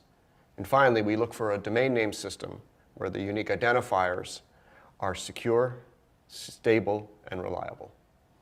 Thank you, Steve. And I can imagine that that must span quite a lot of interests, countries, and topics. Perhaps we can talk a little bit about your membership, who your members are, what your membership criteria is. So Claudia, would you mind telling us a little bit about those topics? Of course. So BC members, as Steve has been saying, are usually internet business users that really use the internet to conduct their businesses. And we have small and large enterprises, and we are a very diverse group. In fact, we have, first of all, we have 76 members of the business constituency, and we have 13 members who are from Africa, 8 members who are from Asia, 10 members that are from Europe, and then 4 from Latin America, and the rest is North American businesses. So it's also, we are really diverse also in terms of gender. In fact, we have 32% of the business constituency enterprises are represented by women, and believe it or not, but in the leadership nowadays we have 4 women out of 6 officers. So this is very encouraging to see that there are more women stepping up, and I'm very happy, as you can imagine, about that. But also in terms of criteria, you have to be eligible to be a BC member. You need to be a business that is conducted business over the internet, and I mean, non-eligible members would be typically an NGO or a political organization or a registrant that would have more than 30% of their revenues in their business. And so we have a credential committee that actually is looking at the applications, and then they would, if they need more information, they would reach out to the people, talk with the people, and but we do all we can to get diversity, to get new members in, and we are a very welcoming group of people that try to engage these newcomers. That's very encouraging, and clearly congratulations on enrolling a number of increasing members from across the globe, and obviously diversity is very critical to us here at ICANN. Steve, you outlined earlier the mission and the role of the business constituency. Maybe you could elaborate on that and tell us about the policy topics and issues that the business constituency tends to focus on at ICANN. Yeah, one category of our focus is the governance of ICANN itself. And the BC was proud to have been the designer of most of the new mechanisms by which the ICANN community of registrants and users holds the ICANN organization and board accountable to that community as part of the transition out of the US government oversight in 2016. And when we turn to policies that are cooking within the ICANN kitchen, we almost always are looking from the perspective of availability and integrity. The availability of registrations and resolutions in any language, 24/7, in any corner of the world. They need to be there for the business community to reach its customers. When it comes to the integrity of registrations and resolutions, we want to be sure that when you reach a domain name through an email or a website, that you're really reaching the website that you want it to. We want to be sure that there's integrity, that if promises were made about what you might experience within a given domain, we want to be sure that ICANN holds those parties to the promises they made. So it's about availability and the integrity of both registrations and resolutions. And that seems to be a very important mission given the nature of business on the internet. Since we actually do want to have more newcomers and participants join the ICANN community, including within the generic name supporting organization, I was wondering if from the both of you, if you have any words of advice to newcomers who may be thinking of participating in ICANN policymaking or possibly even joining the BC. Well, I would start by saying don't be shy and don't be scared about the ICANN community. We know that it can be intimidating, but actually, if you recognize our face around an ICANN meeting that you are joining, please come to us, ask questions, and engage with the community. Every point of view counts. Every questions is legitimate and it's important. So we really value new ideas. We really value new points of view, and we would be really happy to engage with newcomers. Thank you. That generates a lot of other questions that I'm sure you'll be having people come up to you at ICANN meetings or reaching out to ask more about the business constituency and how to join. Steve, what do you think? One of the most complex ways of entering ICANN is to walk into a meeting where you're encountering acronyms that mean nothing to you, or you're trying to understand arcane processes that you've never seen before. And the only antidote for that is to hook up early with another BC member that speaks your language, shares your culture. And I can promise you the BC member that's there to help you will explain some of these intricacies and complexities so that you can better appreciate why it's relevant to your business. Thank you so much. Certainly this is a very welcoming community, and there are plenty of mentors, including the two of you, I should think. And so thank you very much for your time today, and thank you for telling us a little bit about the business constituency. Thank you.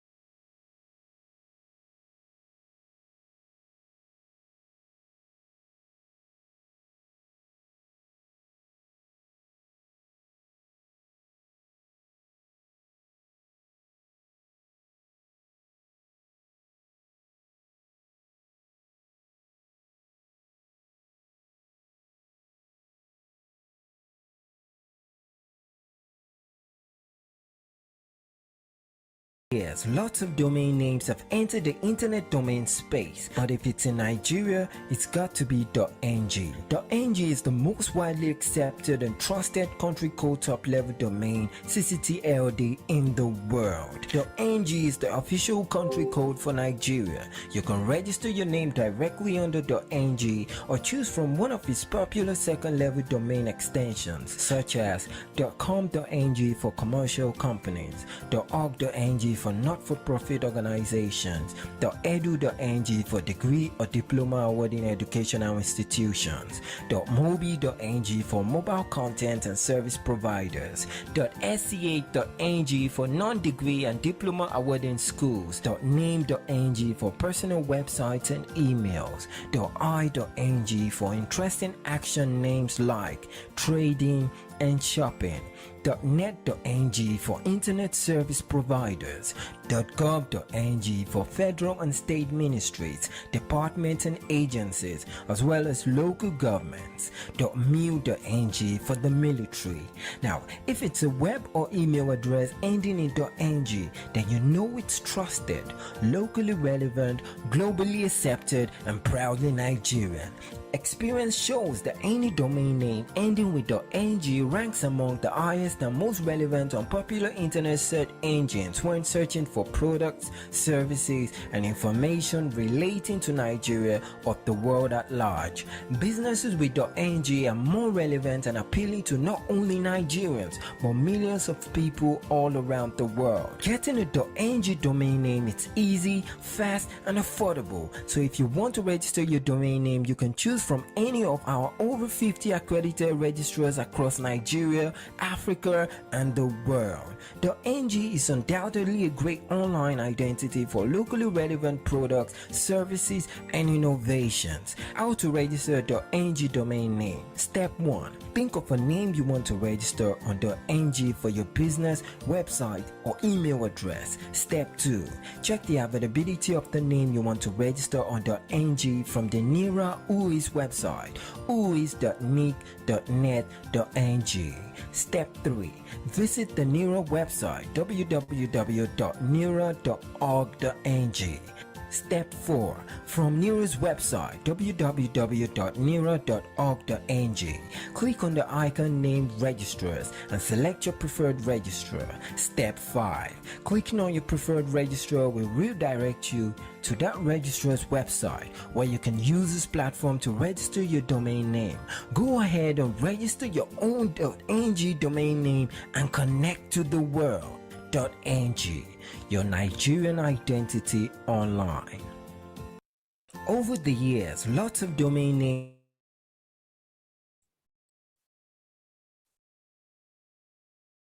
Thank you. Welcome back.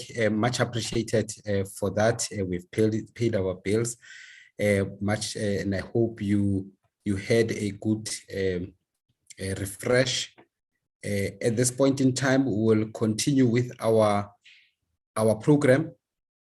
The next session is session number 5 on regional digital development. It basically goes across all our regions to hear how ICT in actual fact has contributed, or how it is contributing to the attainment of sustainable development goals. I hope Paul's is a little bit rested in terms of his throat. He'll be able to continue. Paul, over to you. Thank you. Yeah, thank you.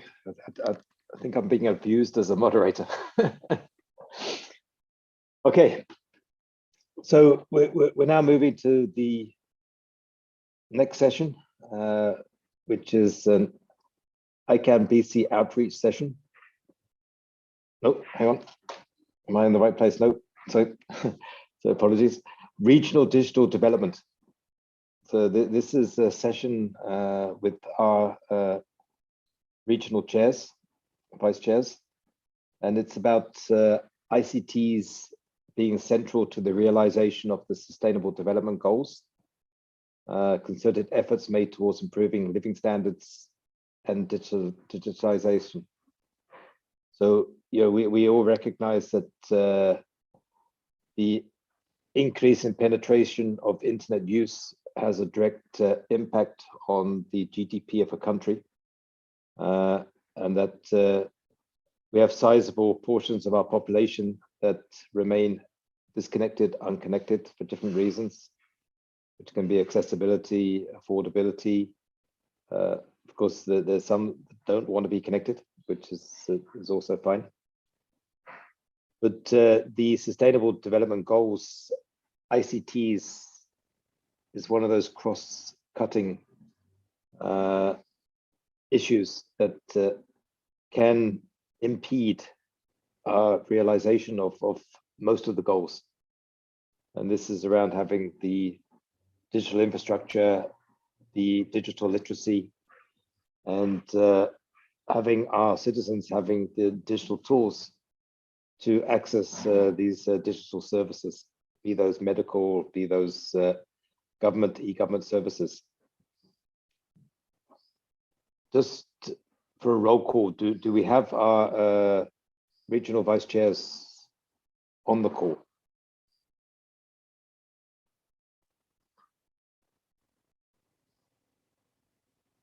I'm not seeing our regional vice chairs.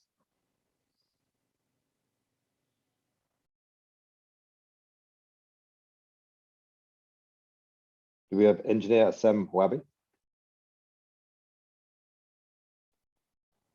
Tola Sabesen?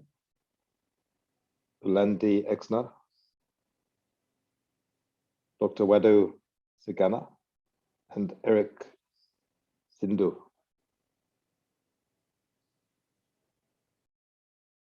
Maybe the secretary can confirm the participation. Yes, Paul. I'll try to reach out to the vice chairs. Tola is joining, and I'm also getting Ms. Ulandi's response. She's trying to reach me. Engineer Sam and others were contacted earlier.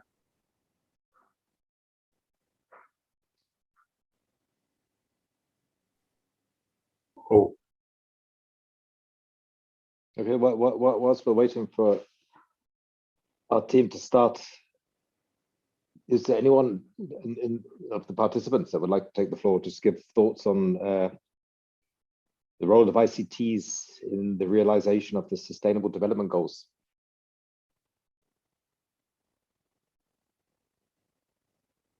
The floor is open right now to anyone that would like to take the floor. Sabo.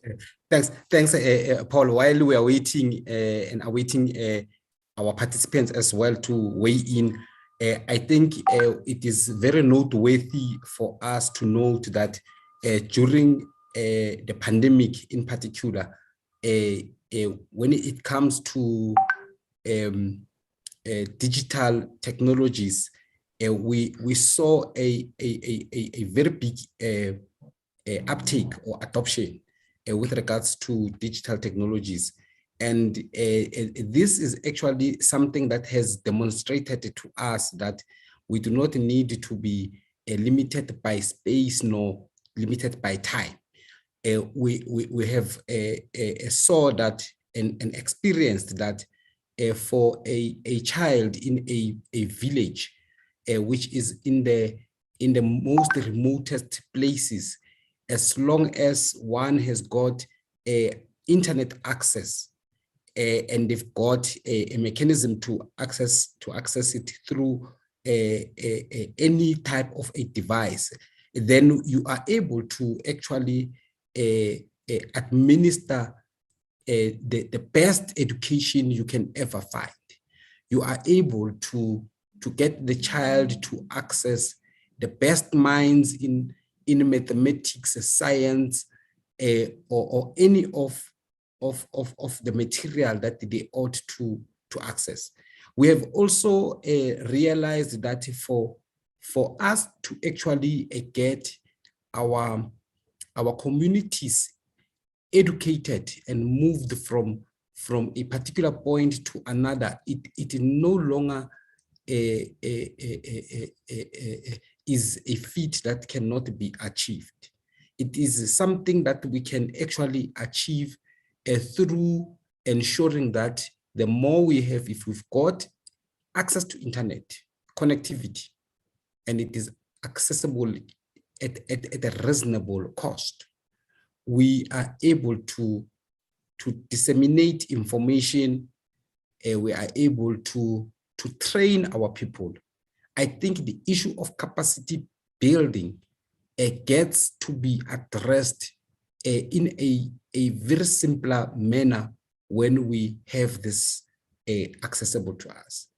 We have also observed when over and above education, when it comes to healthcare, that healthcare itself, which is part of service delivery from the government, public service delivery, it gets to be administered in an efficient way when technology is involved. I've seen some of technologies where you are able to disperse chronic medication using such technologies, where you've got a post box type of technologies, where a person is sent an SMS with a code and a number, where they have to go and they go to a post office type of a box, and they use the key, the PIN code that has been sent to them to access their chronic medication. So there is no more a challenge of a person having to travel many kilometers to access such services. So we have seen a lot of these strides being delivered by technology, and the very force scenario of being forced, maybe perhaps by the COVID pandemic, to have moved into this space. And I have also seen when you look at the justice itself, lots and lots of cases were handled through platforms like this one that we've got, a Zoom platform, or any of the conferencing platforms, to deal with these issues. And this has happened, and we have also observed when it comes to expertise. So we have had an opportunity to access expertise that are beyond the borders of our country, beyond the borders of our continent, simply because at this particular point in time, we've engaged in a new way of work. We have engaged in being able to access those expertise because of the virtual world. So it is in essence a very opportune, especially for our regions in Africa, that we have moved in terms of digital, and this digital has presented the opportunities. However, we still maintain the issue which has earlier on been highlighted, which is the issue of meaningful access. It is something that we still have to deal with. That we still have to deal with the issues of cost to make sure that we have as many people to be part and parcel of this digital promise. At this point, I do see some hands. There's a hand, I think, from an attendee that is coming through. I don't know if I can actually give Laura a platform to continue. Paul, am I allowed to give Laura the platform to come through? Yes, most definitely. Thank you. Welcome, okay. Laura. Much appreciated. Welcome, Laura. Come through. You can share your views. If you do not mind, you can also switch on your camera if you are able, but nonetheless, come through. It's highly appreciated. Thank you. Hello, Tabo. Hi, Paul. Hi, everyone. Can you hear me? Yes, we can hear you loud and clear. Your voice is clear. Thank you. Perfect. So I work at the Ministry of Communications and Information Technology in Egypt, and I recently transitioned from the private sector. I used to work historically in Oracle for a very long time, and regardless to what's happening in the world, we are doing a lot of efforts in Egypt. I just wanted to mention a very interesting report I read. It was a research done by the World Economic Forum that in the future, 9 out of 10 jobs will require digital skills. And digital skills are quite a wide concept. It can be anything from knowing how to use the computer or the internet, and high or niche skills such as blockchain, artificial intelligence, and so far, so on. So in Egypt, I mean, I'm not sure if you heard, I want to share with you a really good project that we're doing. It's Decent Life. Decent Life focuses on about 58 million citizens that live in rural areas.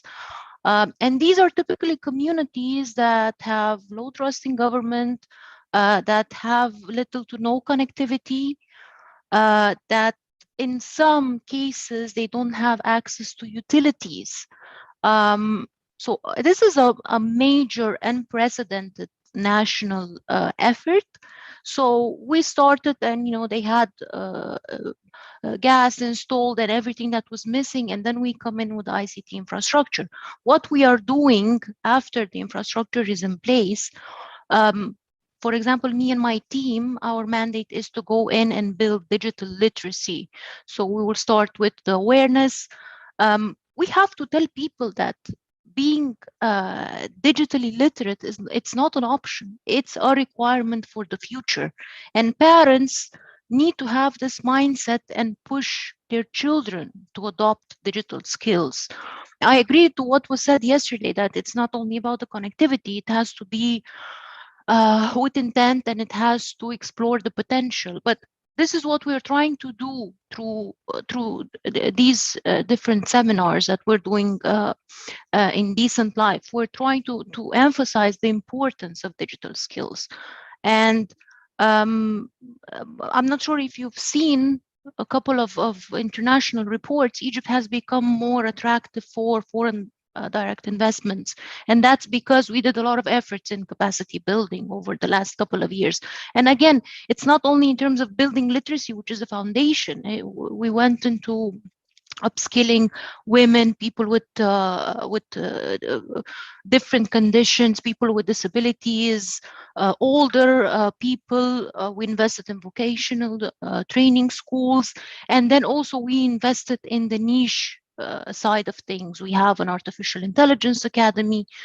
We just opened Egypt's first ICT university, and it has 4 faculties specializing in various fields of ICT, like robotics and so forth, so on.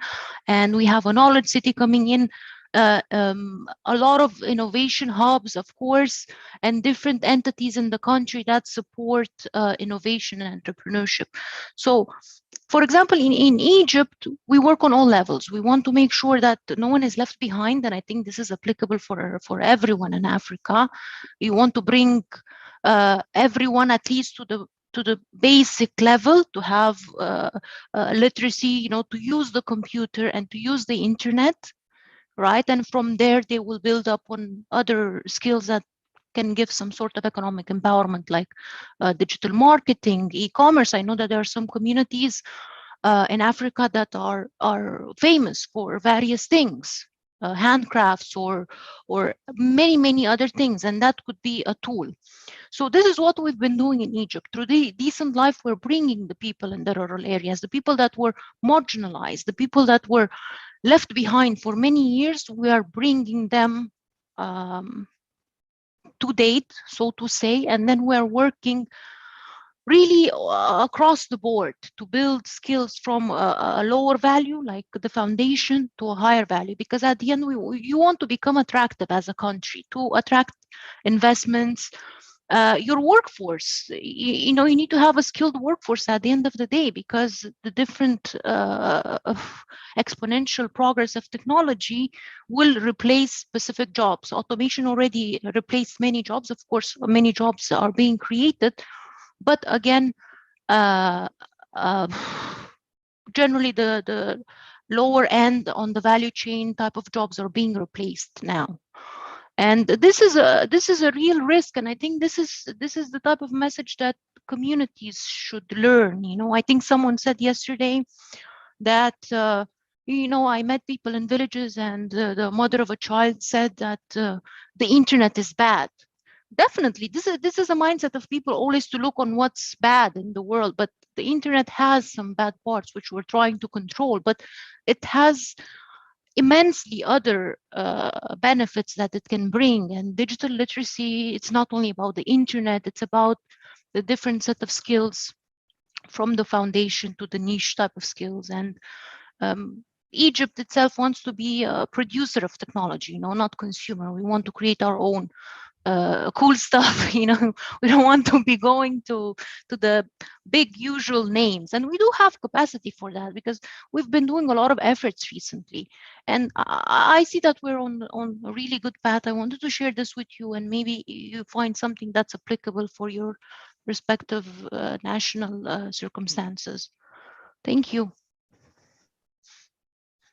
Thank you, Laura. It's very insightful, and it does raise that key aspect that digital literacy, from an early age, it needs to be with the other, what they call the 3 R's. Not sure why, but reading, writing, and arithmetic.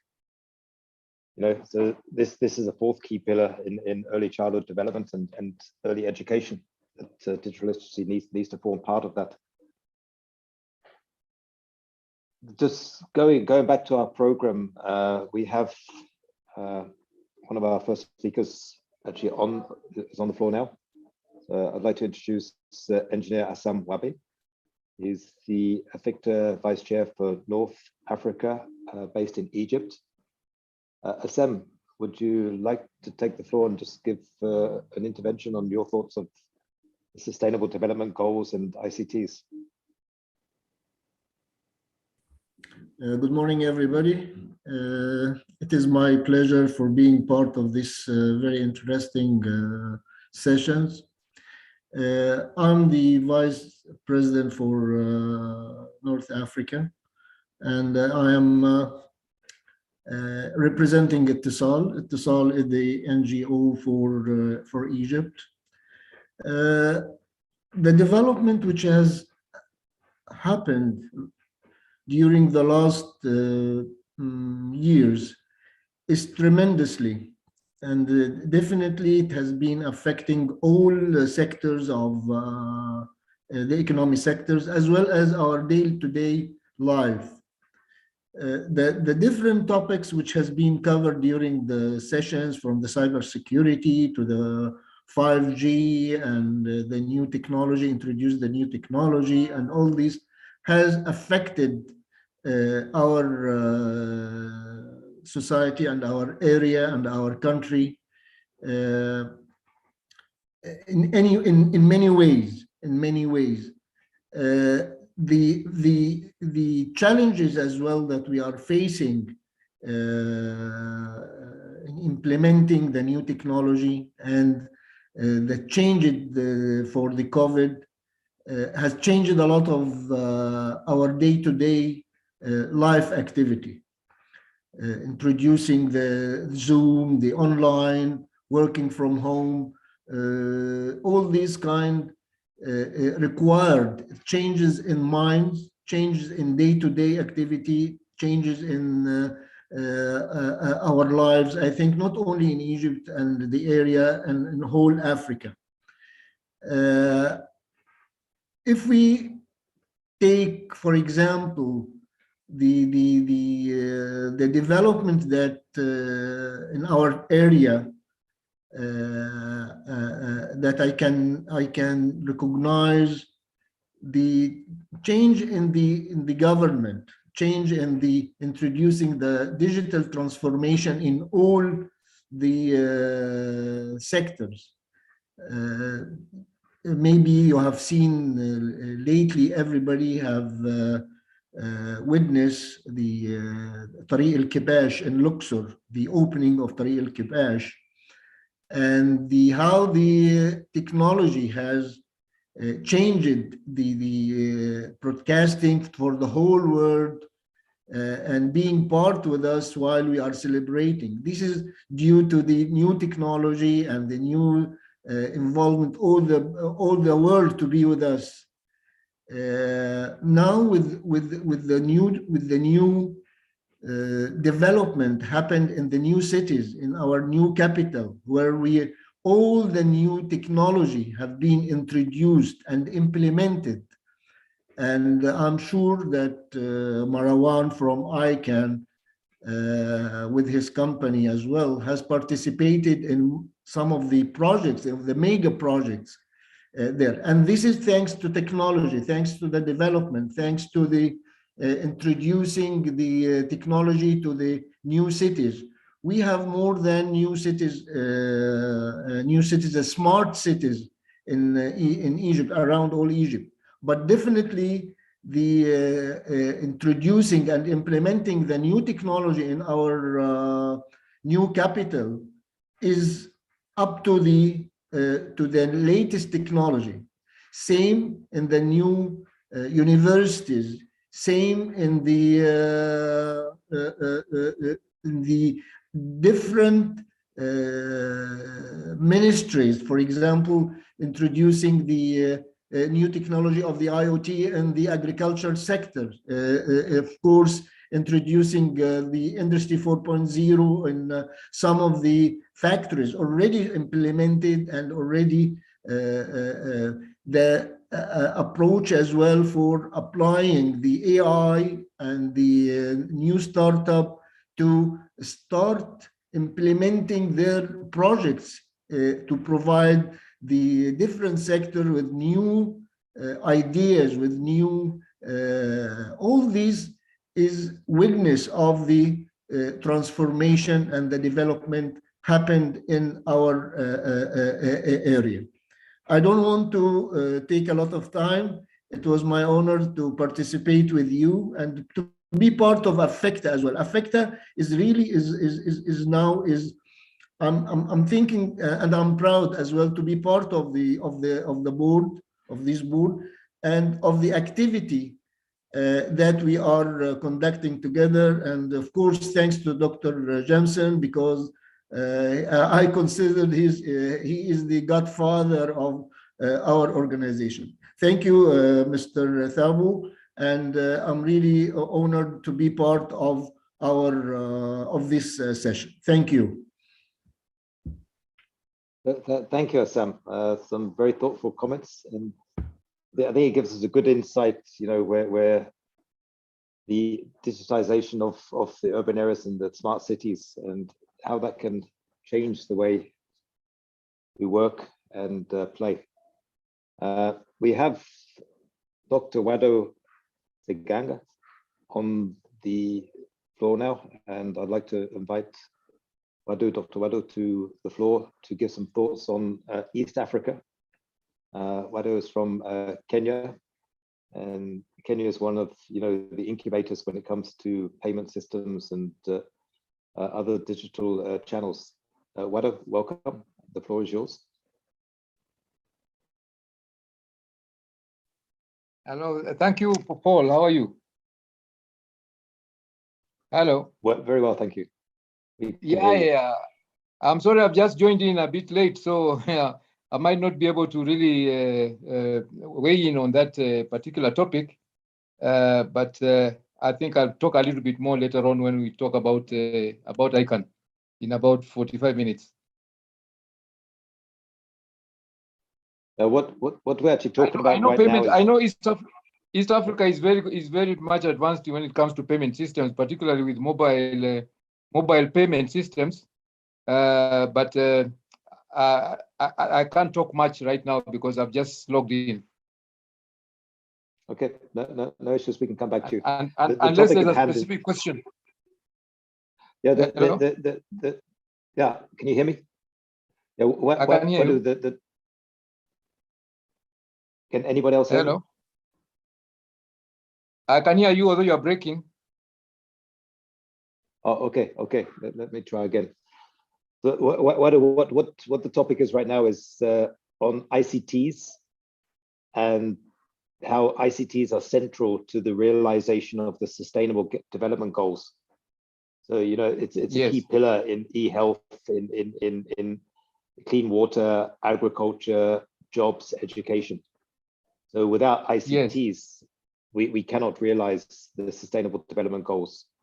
And it's getting a sense of, you know, in East Africa, how ICT is being used to help the East African countries achieve those sustainable goals.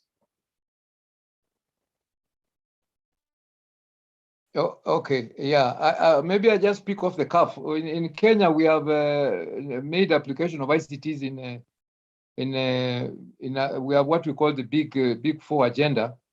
And for example, in education, ICTs are central.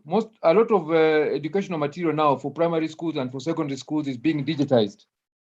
There was a time when the current government took power in about 7 years ago, when there was a program to empower all learners, standard 1 learners, that is the ones who are just starting off primary school, with tablets.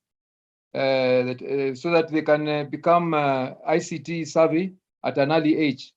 And moving along with that provision of tablets was formulation of digital content. This has been going on. There's a government department that is engaged with making curricula. So they have been busy with the digital content for those children who are just starting school. So that combination of issuing them with tablets and digital content, I think, is one of the programs that goes a long way to show that ICTs can be integrated into the education system. There are other areas of the big four areas, like in manufacturing, in housing, where also ICT is central in being utilized to realize those particular objectives. And those objectives also, they go in line with what we have in the Sustainable Development Goals. So in East Africa, I don't know whether Yusuf is also on board. Maybe you could speak for Tanzania, but in Kenya, I think there's a big integration of ICT in all those development programs. Thank you, Paul. Thank you, Adu. Much appreciated. And I think we can all acknowledge that, you know, building the digital infrastructure, building the digital highways is the only way we can actually achieve those sustainable development goals. You know, we need e-health. We need our citizens in the rural areas to be able to access that e-health. And we've seen that in the other discussions around 5G, around connectivity, that this is a business enabler. And the business opportunities are there. And, you know, AfICTA is a business-driven organization. So I'm meeting those needs around the Sustainable Development Goals. But some of this does mean that, you know, we need policy change. And there's been earlier discussions around the different policies that are currently going through the legislative processes right now. You know, some countries are more advanced. When we look at data protection, we look at cybercrime bills, we look at the broadband policies. We've heard about meaningful connectivity, which is key. It doesn't help to roll out an e-health strategy if the beneficiaries don't have the tools or the digital skills to actually access the e-health services. So we're only solving part of the problem by deploying the technology. So those other soft things need to still happen. I want to open the floor now to anyone that would like to give their thoughts on what's happening in their specific areas or other areas on ICTs for development or ICTs as a tool for achieving the Sustainable Development Goals. Is there someone that would like to take the floor at this time? If you allow me, Paul, that I just want to highlight for something that we have done 2 weeks ago, and I think I would like to share the importance of how the ICT or the technology can really have impact in our lives. We have conducted one of the scheduled events, the webinar that we have decided, as you know, within the AfICTA board. And this one was very interesting, and it is for how the ICT could help the people with disability, how the tools that they have need. And I'm going to share with all of you, with the participants, and with all the members of AfICTA, the recommendation that we have come up. As you have mentioned, that we need, for example, there is not an association, it's the African Disability Alliance. They have already come up with all the framework and the strategy for how the ICT can help for the people with disability. Definitely, we need to have this among all the African countries, because it is not impacting one area, it is impacting the whole African countries. the statistics which is reflecting this very important issue in our continent is not sufficient, but it is what is available is I'm sorry to say, it is shame. It is a shame that we have a lot of things to do. We have a lot of product that we need to support and to help our people with disability, to involve them in their daily life, to their education, because this is their rights to be part of the society. As you have mentioned, technology can help a lot. And we as an African countries, we and as a members, and we as our companies, we should not depend all the time on importing. We should have something can be produced internally in our continent and then to be among all available to all the people. I'm sorry for this, but this is, I'm going to share with you with the recommendation. We have somebody from the United Nations, the representative of the United Nations, and we have somebody from South Africa, we have somebody from the universities as well, with a lot of ideas and a lot of introduction to help our people with disability. Thank you, Paul. Thank you, Sam. You've actually touched on a very critical point, and it actually reminds me of a session I was actually moderating in Namibia on a land issue, and that's of, you know, the disabled often feel unheard, and you know, technology can be a differentiator, and we've always got to think about the abled and less abled people in our society. You know, everybody should be digitally included. I'm going to share with all the community the recommendation, and as well the very interesting and wealth of presentation that the participants have conducted. Thank you. Thank you, Sam. I think that would be most welcome. I don't know if Lakana, would you like to take the floor and say a few things?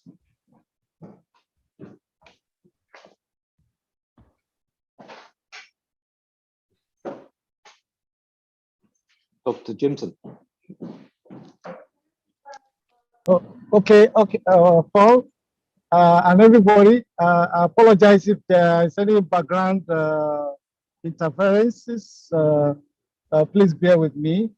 With regard to ICT development and progress with connection to the SDGs in West Africa, where there's been tremendous growth and use of ICTs. If we take it from Nigeria to start with, at this moment, we have over 100% teledensity and about 67% internet penetration in Nigeria, and you can find a similar trend across West African countries, 14 countries, you know, between 30 to 50% penetration, internet penetration. And so there's been tremendous growth of ICTs,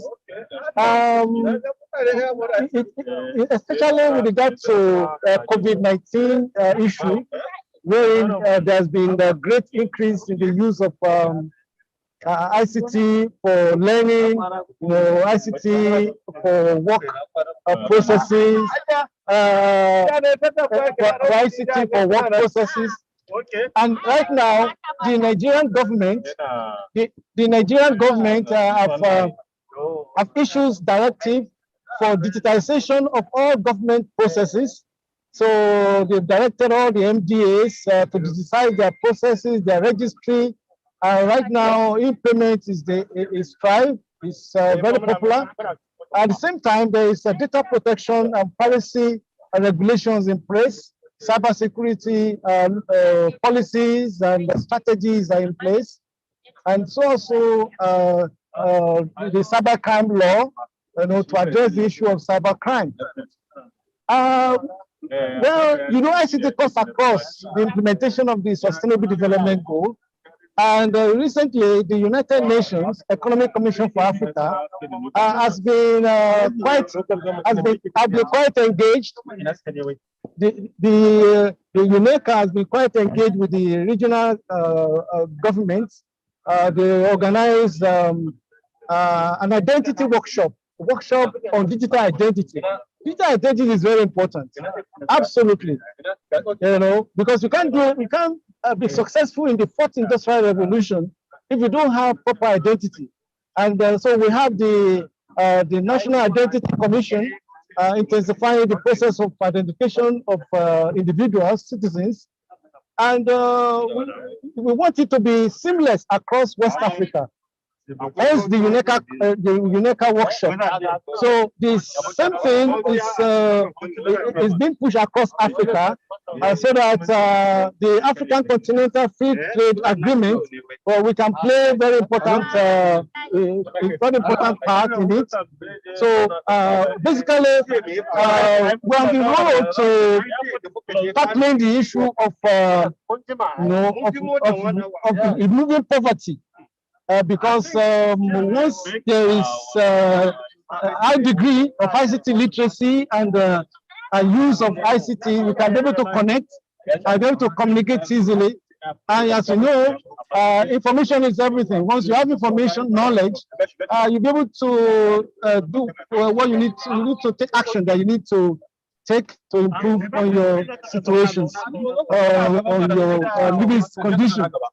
So basically, the 5G that I talked about recently too is another addition, and there's partnership processes going on. The government and the private sector, they are working more closely, especially if you look at the sponsors of this event. The regulators have come forward, like the NCC, the NIDA, and even the event in Benin.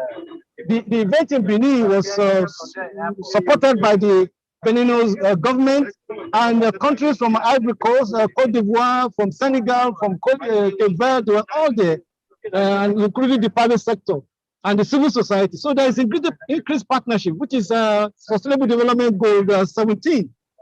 So what we need to do is to keep up the momentum. Organizations like AfICTA across Africa need to engage. We need to engage. We need the private sector to come together more.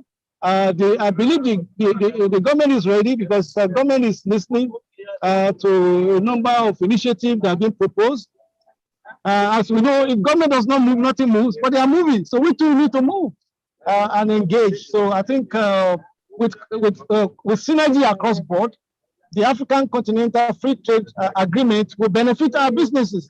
We benefit business, we benefit individuals. So I think it's left for us because the kind of framework is in place when we need to engage to ensure that they are implemented. So implementation is very key. Implementation is very key and lies with us. Thank you, Paul, for the opportunity, and apologies for the background noise. Thank you. Thank you, Dr. Jimson. And you picked up some of the key points around the needs and the benefits of addressing the ICT infrastructure, and of course, realizing those sustainable development goals. We have a couple of minutes left. I'm just wondering if there's any of the panelists or any of the attendees that would like to take the floor. Otherwise, we can draw this session to an early close.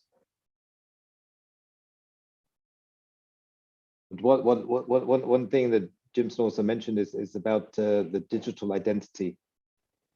And in many ways, that is key to moving forward. It does need to have the respective regulations in place to protect people's data. But it's one of the key things that countries are working on. And I'm working on a project around digital payments right now. And when you look at biometrics and facial recognition, the ideal is to leverage that digital identity.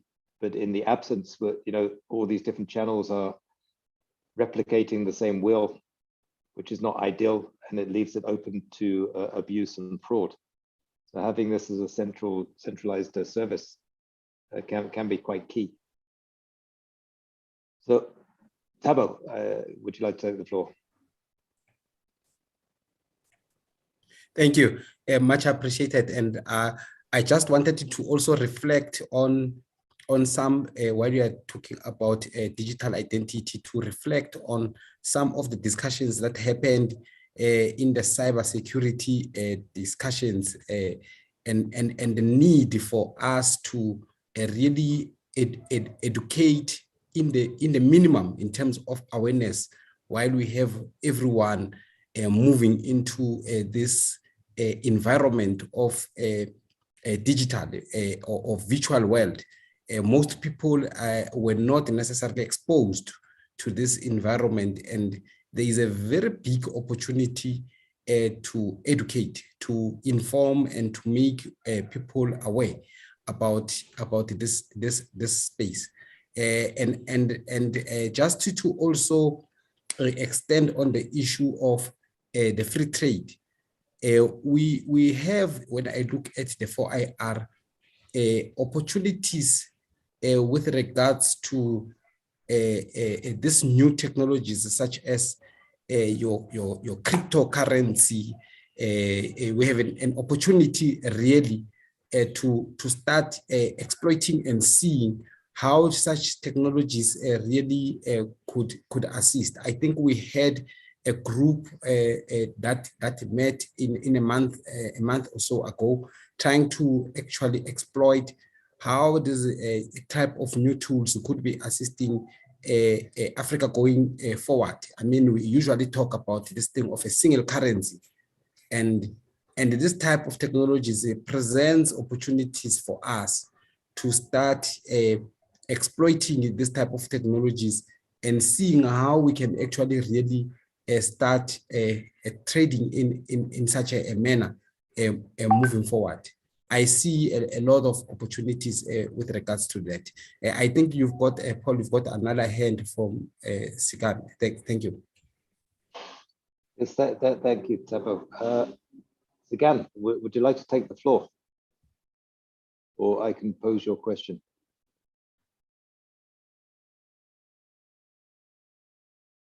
The question of Sigan really is about us on the continent taking ownership of our data protection regulations. And I don't think this should be limited just to data protection regulations. I think this should be all regulations. And there's something I've seen in my hometown in Namibia is the tendency of our government to bring in the so-called international consultant. And there's a tendency for the same consultant or consultants to move around and just copy and paste or just replace the name of the country with the country they're in and charge a lot of money. So, we often replicate bad regulations rather than leverage the knowledge that we have in country. And I know this is not necessarily shared in all countries, but in countries like where I come from, the profit in the country is not necessarily respected, but somebody outside their voice is often more respected, but the knowledge is here. So we need to leverage national and regional expertise over foreign and international expertise. That's my thoughts. I don't know if someone else has some thoughts on this. I totally agree with you, Paul. I totally agree with you. We are facing something here in Egypt is for the data protection law, for example. It has been introduced and published, but till now it has not been implemented properly because the executive, what you call it, the executive rules or something like that, which in order to apply the law, they can't implement it till now because they have taken the law from outside and implement and do it as it is in the country. But in order to implement it properly, we are not yet implemented it. And not only this, it's all the data protection, the personal data protection, all these kind of law. Even there is a lot of effort is being done but still, as you have mentioned, that it should not be imported. It has to reflect the community, the country. Definitely, there is rules, there is basics, but for the implementation, I think we have something special for each country. Thank you. And you know I think you know we see similar challenges, in particular where the stakeholders are often only introduced to the process right at the end. The narrative has already been shaped and formed, and then we only get a voice at the end, and often our politicians get upset with us because, you know, we start saying, well, you know, you might need to change this and that, rather than getting all stakeholders and all actors involved right at the beginning of the debate. I don't know if Sagan would like to take the floor. Can we promote Sagan just to give his thoughts? Coyote, is it possible to bring Sagan to the floor? Yeah. Hello, good afternoon. Good afternoon. Yeah, thank you for giving me the opportunity to make a comment. I posted an information concerning what you just discussed on the need for the African to take ownership of the data protection. And let me send it as a note of warning and for stakeholders, the AfICTA and other colleagues that, you know, within the policy environment. There is an attempt to take over African digital economy through the so-called ID for D, that is Identity for Development. And something just happened in Nigeria, which I want us to use as a case study. And it is no longer funny when you find a situation whereby the foreign partners are using the platform of ID for D on the basis of funding, you know, the African digital economy regulatory instrument. And in the process of doing that, they brought in a lot of instruments, for example, cybersecurity bill, cybersecurity review, cybercrime review, and data protection governance instruments, in which now the World Bank and the cohort now want to define the terms of reference for the African country, you know, to develop, which they will have to use to develop their, you know, those regulatory instruments. Now, why I'm sending this note of warning, I want us to be alert. I want us to be careful. I want us to engage our policymaker and also do a proper follow-up. In my position as a member of the Nigerian Cybercrime Advisory Group, I discover that a lot of things are happening within the digital economy space.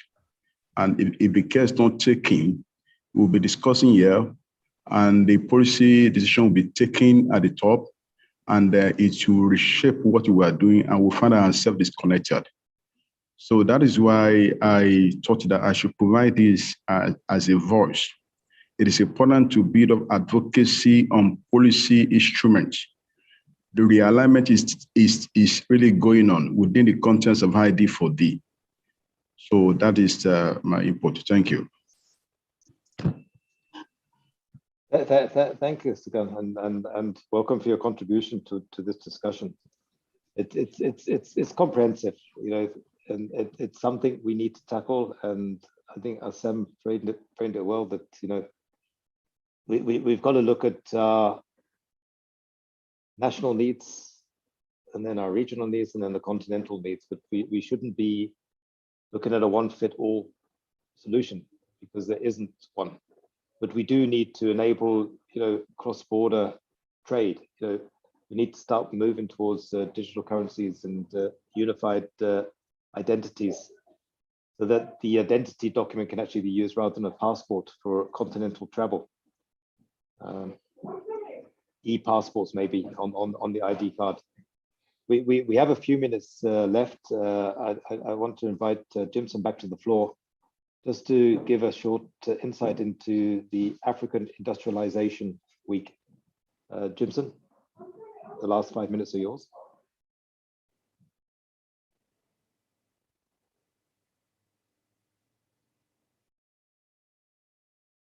Let's see if Jimson is still here. Okay, while we're waiting for Jimson, we are close to the end of this session. Possibly we could, I think the next intervention starts at the top of the hour. Tabo, should we take a short tea? Oh, Jimson. Are you okay. there? Okay, thank you very much. Can you hear me? Yes, we can. Okay. So as I said before, the government are kind of moving, and even as Shagun mentioned, we need to up our game. It's no longer that the government is not listening to us. It's we that need to move up our game. And once we find ourselves in any position to act, we need to act and speak up. Recently, the AU, they had a summit on industrialization and economic diversification under the auspices of the African Industrialization Week. And that was in collaboration with UNIDO and UNECA on the road to the fourth industrial revolution for Africa. So I made some intervention there, and I thought maybe I could just bring it up. It could benefit some of us that are not there. They asked me 2 questions, and one has to do with the threat to African enterprises. That's the private sector. They want to know what the threats we are facing. You know, what we are facing in digital technologies, in engaging digital technologies. And we talked about, I talked about #1, the threat of proprietary software with the associated vendor locking scenarios. Just like Paul mentioned, you know, the idea of just bringing somebody from overseas to just lock up, you know, a process in country should be discouraged.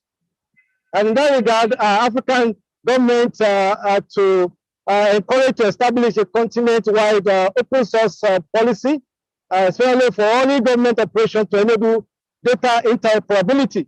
You know, in this regime of open government partnership, so government data has to be available, published, so that all kind of solution can be built around it, and the spirit of local content production. And secondly, on clear government policy with respect to fourth industrial revolution. You know, I think it was Shagun that mentioned that there is an African-wide framework on cybersecurity and personal data protection called the Malabo Convention. And only of the 55 countries, only 14 countries have signed and ratified. So even my country too is an issue for discussion. Stakeholders need to take it up, because this will help in cooperation across, you know, the continent. Without such treaty in place, it is going to be quite challenging facing the fourth industrial revolution. And we also need to take advantage of the African Continental Free Trade Agreement. So we in business, especially need to take up the challenge to push up our advocacy more. You know, like in Nigeria, for example, you know, when there is a litigation, once there is a litigation, it could take quite a while. At least that was a one that was taking about 8 years until we settle out of court. You know, we have to settle out of court. You know, that was the solution. Otherwise, I think it could even take up to 20 or 30 years. So what kind of business will have that? You know, we'll bear with that. We had this an IP webinar recently. AfICTA organized IP local content webinar, and the issue was clear. You know, there's even some laws in place, but nobody's implementing them. You know, so that is not good for us for intellectual property issues. So that's another big challenge. And unfavorable procurement policy. Unfavorable procurement policy, that alludes to what Paul said. When there are local expertise, then you go out and pick somebody that is that will come and cut and paste. Those are the challenges. We need to broadcast these challenges. We need to let them know where we're going to. Because if you don't talk, they think you are fine what they are doing. Okay. So lack of functional and effective funding mechanism is another issue.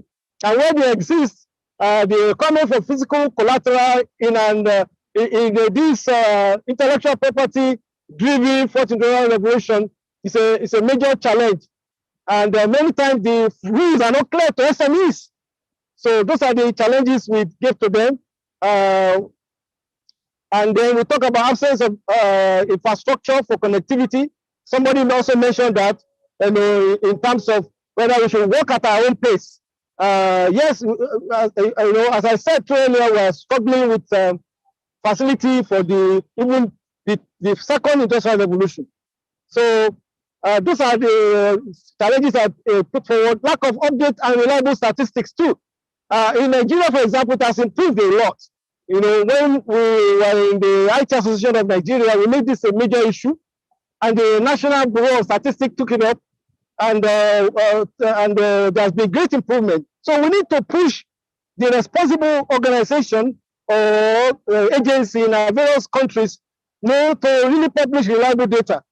So we have made good progress in Nigeria, and in fact, the push of IT Association then led to the rebasing of Nigerian GDP.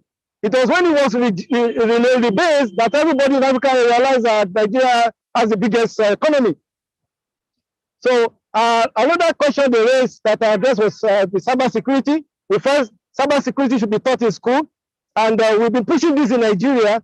And recently, at the secondary school level, computer studies is made as part of the subject, for examination. Computer studies, so it's a major milestone, okay, for advocacy in Nigeria. Capacity development is very important. Cybersecurity literacy, and I want to use the opportunity to really commend one of our board members, Kilio, has been doing a lot of advocacy when it comes to cybersecurity. So literacy is very, very key. Okay, literacy is very, very key.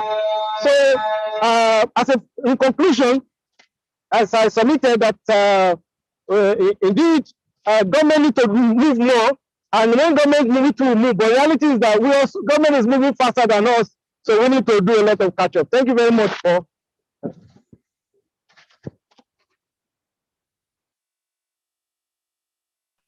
Sorry, finding the mute button again. Thank you, Dr. Jimson. Okay, I'm going to wrap up this section, but I just want to give Assem the floor just for a final thought, if he would like to. Assem?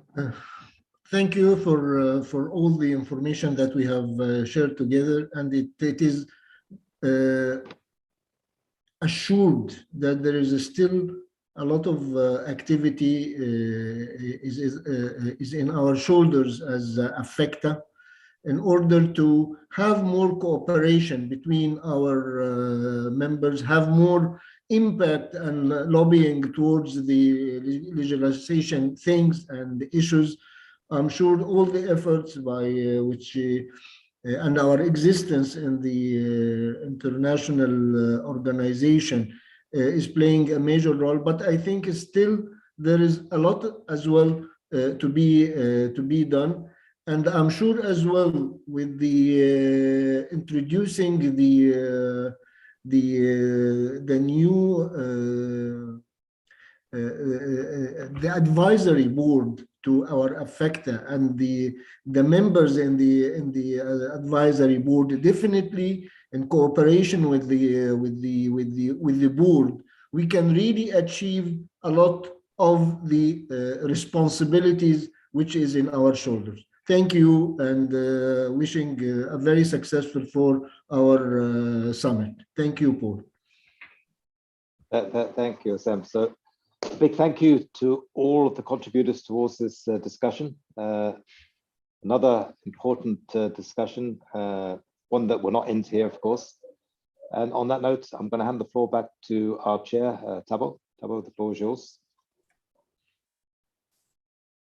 Thank you. Much appreciated. Thanks, Paul. Thanks to you, panelists, for sharing your perspectives with regards to digitization that happens within the regions. It's actually indicative that we ought to learn from each other, and also what came out as a very strong message is the issue of implementation.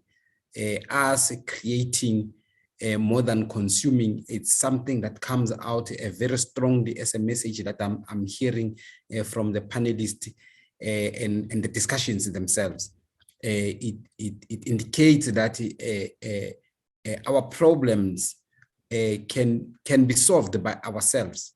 Localized implementation is very key in that it targets the issue at hand, and it actually lets the solution itself to be a usable solution. We should not sit by the wayside and wait for solutions to come. It is very critical that we start being doers and we create either solutions, content, etc. It's something that we have to do. Ladies and gentlemen, thank you very much for having participated in this session. I think in the chat itself, there's also some of the information that has been posted with regards to some links. And we also have got some discussions going on the chat. Just keep the discussion going. If you are to ask any question that maybe was not necessarily, you were not able to ask it, you can still ask it. I think our panelists can still answer offline. They can do that. I think we have come to the end of the session. Thanks to the panelists. Thanks, Paul, for moderating this particular important session. We will be moving into the next session. So I will give you just that 2 minutes as leg stretch, just get your blood flowing before we go into the next session. Yeah, thank you. And we can also pay the bills in the meantime.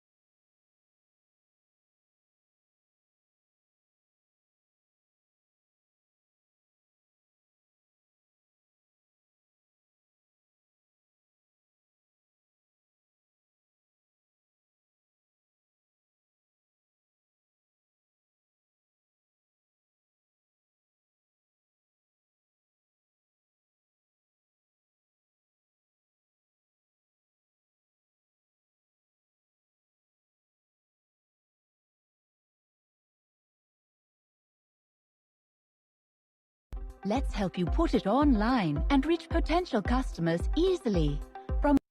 Do you have a business? Let's help you put it online and reach potential customers easily. From website development to domain name registration, robust web hosting, social media integration, and cybersecurity assurance at affordable cost and excellent customer support. Visit www.ng.ng.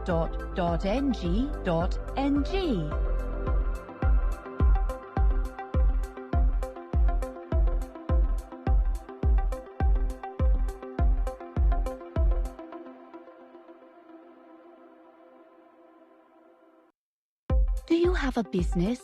Let's help you put it online and reach potential customers easily. From website development to domain name registration, robust web hosting, social media integration, and cybersecurity assurance at affordable cost and excellent customer support. Visit www.ng.ng.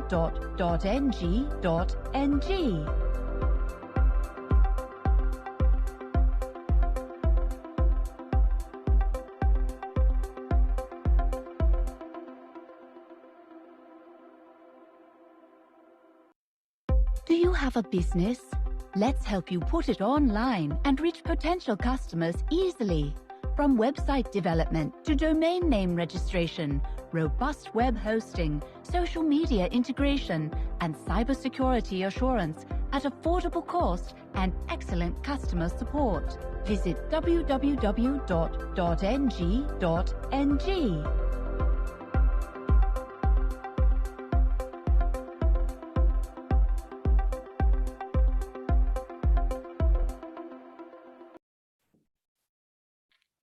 Thank you. Welcome back. Much appreciated for that.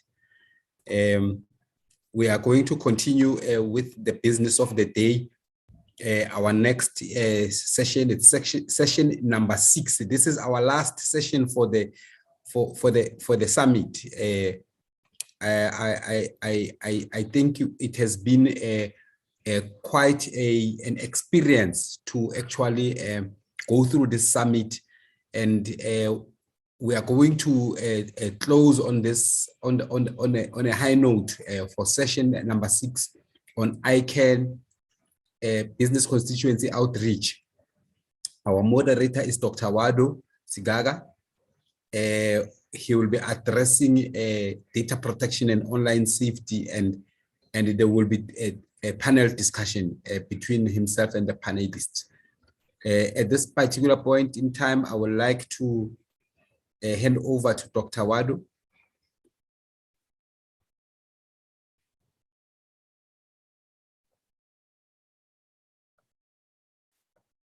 Thank you, Thabo.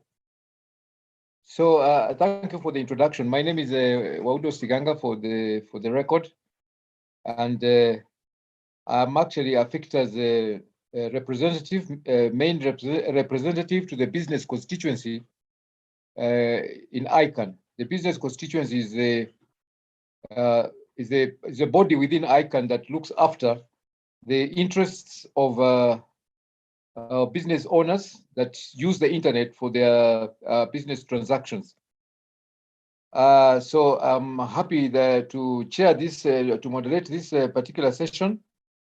I think we have a number of panelists. But before I go to that one, I think the first order on the agenda is to hand over to the Secretariat so that they can organize a virtual photo opportunity. Over to you, Secretariat. Are you ready for a photo?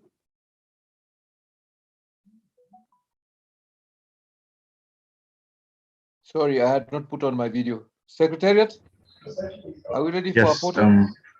I'm asking all the panelists to turn on their videos now.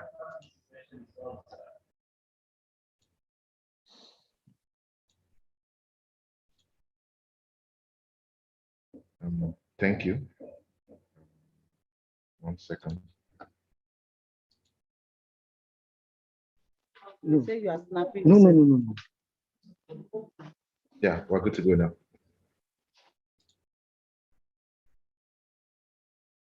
Okay. 1 second.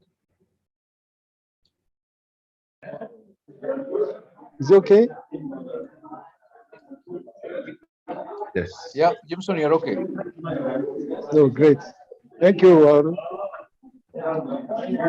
Welcome.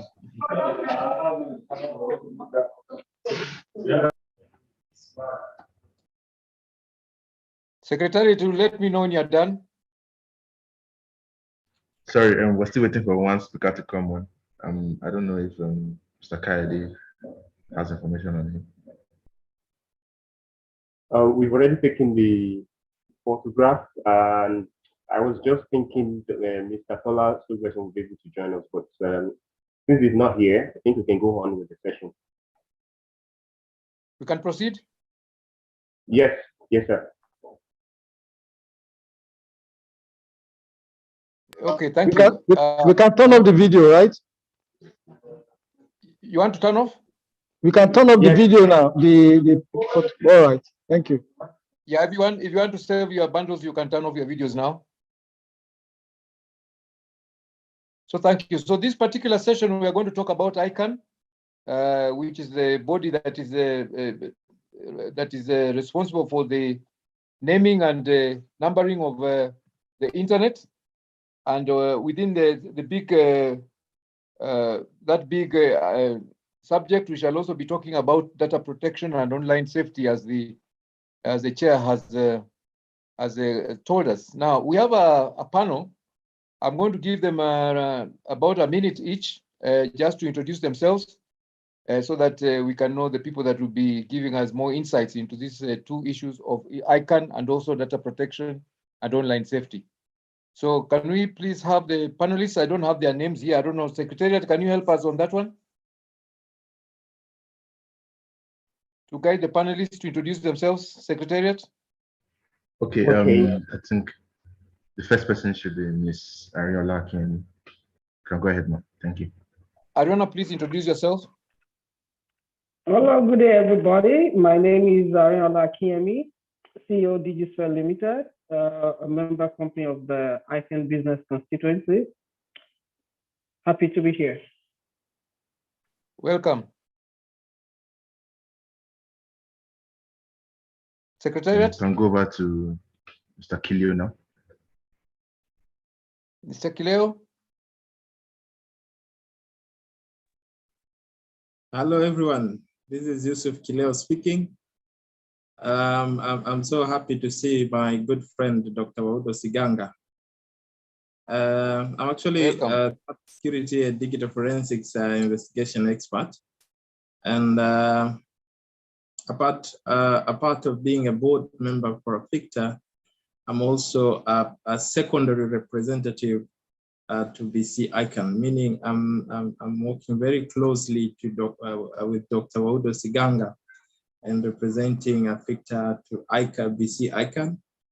And I'm also my boss when it comes to AfICTA, because it's the VC East Africa, and he will agree with me that I'm supporting him most of the time. We work closely, making sure that our eastern part of Africa is fully taking part to AfICTA. So I think I'll be with you to this particular panel discussion, joining them with others as well. Thank you. Thank you. Secretariat, any more panelists? Mr. Simi is in the chat. I don't know if you'll be able to be promoted as a panelist now. Sorry, he's an attendee. Mr. Simi, are you available? I didn't capture the name. Otherwise, we can go ahead with just the people on chat. Mr. I think we'll also be. Pardon? I say otherwise we can go ahead with the people in the panelists currently. And when Mr. Tola comes I think we'll also hopefully with his permission also utilize the deep knowledge of Dr. Jimson as we go along. So welcome to the panelists.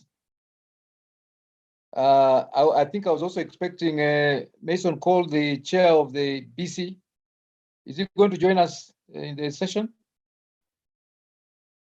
Not coming on this session, sir.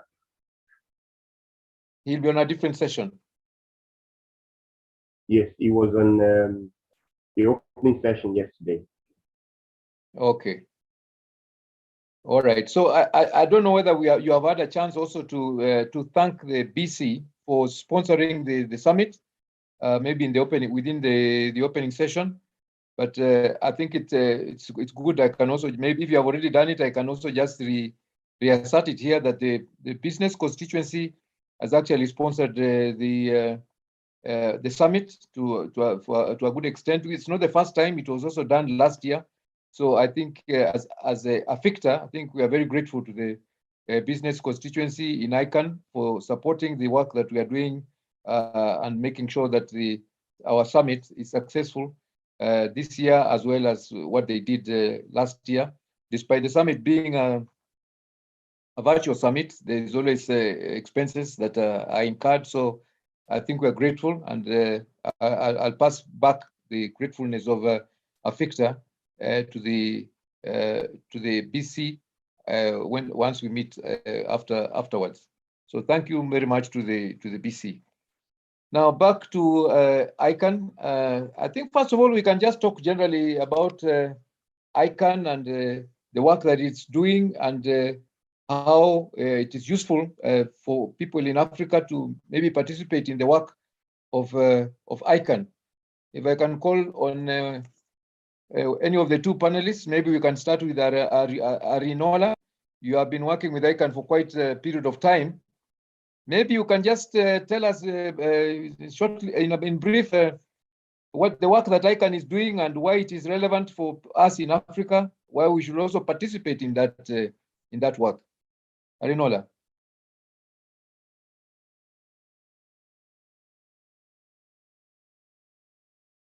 You are muted, Arinola. Okay, thank you, Aldo. Can you hear me loud and clear now? Uh-oh. Yes, I we cannot can. hear you. Okay. All right. The ICANN is simply an acronym for the Internet Corporation for Assigned Names and Numbers. And we are in the business constituency as business entities and business owners. And AfICTA also happens to be a member of the ICANN BC by virtue of the fact that AfICTA represents the interests of businesses in Africa. Currently, there are quite a number of issues being discussed at the ICANN level as it affects the domain name system. And the intervention of businesses from all over the world is quite needed. But currently, the membership from African businesses is quite low. And honestly, it is a bit challenging for us, because if we, the businesses from Africa, are not there, then how will the perspective of the African business as it affects the domain name system in Africa be heard? Currently, there are some burning issues like the domain name DNS abuse, currently put on the table, as was raised by the ICANN BC chair yesterday during his keynote. There are other issues of the expedited policy development process, and quite a few others. We as businesses in Africa need to be present there. We need our voices heard, so that we will not have the foreign perspective being peddled as the African perspective. We are here in Africa. We are the ones experiencing the challenges and various obstacles, and the uniqueness of Africa cannot be properly harnessed if the African businesses are not properly represented to share their views. The BC welcomes all business users of the internet into its fold, and there are quite a lot of opportunities for us to participate. The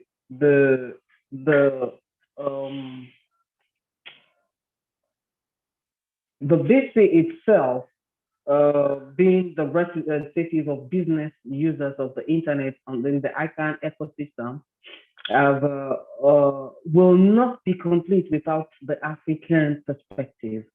There was at the time a study at the BC level of the African domain name system, domain name market.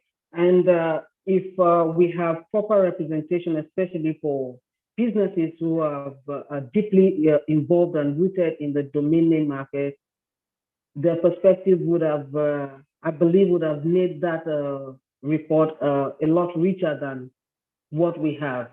And these opportunities are still there for us to be able to participate. So it will be a good idea for us to visit the ICANN BC website and try to come on board and be part of the system. Thank you.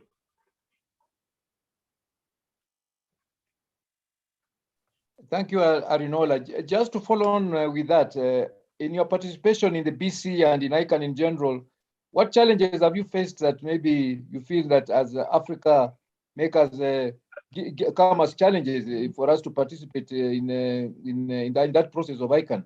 Are there any challenges? Well, apart from, in terms of acceptance, the acceptance level is very high. The BC is very welcoming to, and the ICANN system generally is welcoming to everybody. The major challenge will be maybe for travel, funding.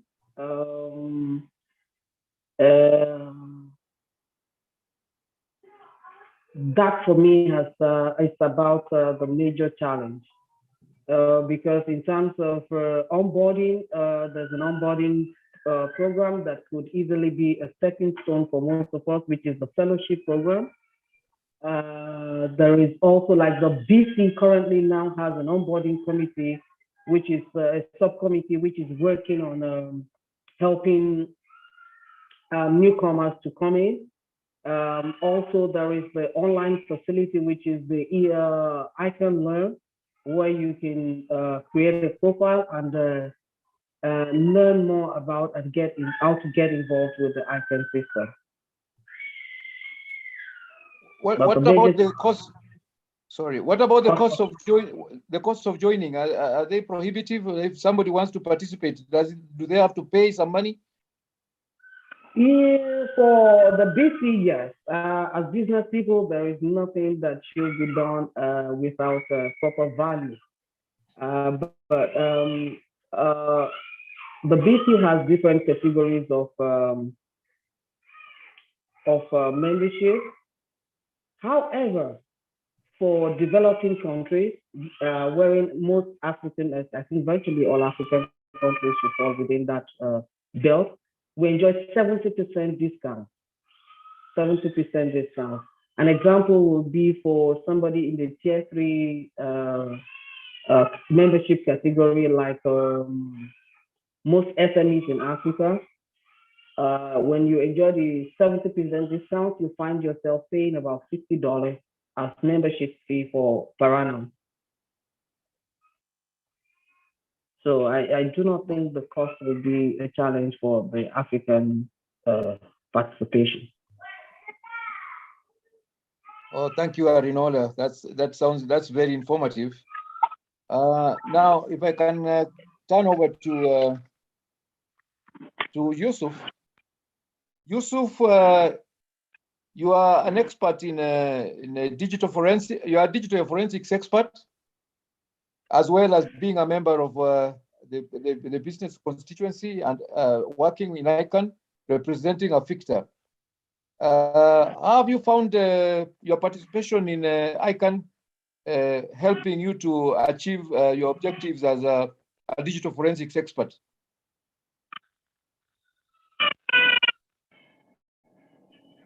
Thank you very much, Dr. Waudo Siganga. Actually, I'm grateful being a part of BC ICANN. And you can see that within BC ICANN, we have that DNS abuse working group. that basically from yesterday's presentation, I think we discussed a lot about issues within DNS abuse, and being in the field of cybersecurity and digital forensics, where our daily activities is to deal with cyber criminals, looking at those cyber challenges and coming up with solutions, different problems related to cyber crimes. So DNS abuse working group happened to be one of the very beneficial to me, because I keep learning new things every now and then. The contribution of ICANN in resolving those DNS abuse challenges, setting up those policies, how we are going to make sure that our cyber space or the DNS is actually, when people are utilizing these website and different site across the globe, are actually utilizing it in a safe way, trying to minimize the story of scams or those phishings, those DNS catching sort of crimes and so on. So I've been capturing a lot of things, and I will just find it a little bit. I know that we need to do a lot because I think the group is active, but a lot need to be also done to make sure that at least we meet a certain good target. But apart from that, I've also get to meet a lot of people in the field of cybersecurity, and I keep getting to learn from them every now and then, because I think we in the field of cybersecurity, we normally believe in continuous learning every now and then, because if we don't learn, because this cyberspace or the technology keep changing very fast. So meeting different people with different ability and capability to come up with strong and concrete solutions, different cyber challenges within ICANN, I happen to be I happen to feel very fortunate to be a part of it. So that a brief that I could say that I've benefited being a part of ICANN, and I believe as the time goes on, I will learn more. I will be able to contribute more, to make to bring more positive impact, especially to this DNS abuse working group. Thank you. Thank you, Yusuf. Maybe just to add, to proceed on that one, this issue of DNS abuse, do you think it's a big issue in Africa, or it is something more relevant to the Western world? DNS abuse, now that we're talking about data protection and online safety, does it apply to Africa, where maybe the internet penetration is not so high? What is your view about the impact of DNS abuse in Africa? Well, I would normally have, I would say, maybe. Sorry, Yusuf. Maybe you could also define DNS abuse for maybe those of us on the call who might not be very familiar with it. Dr. Wood, I think yesterday you did not. We had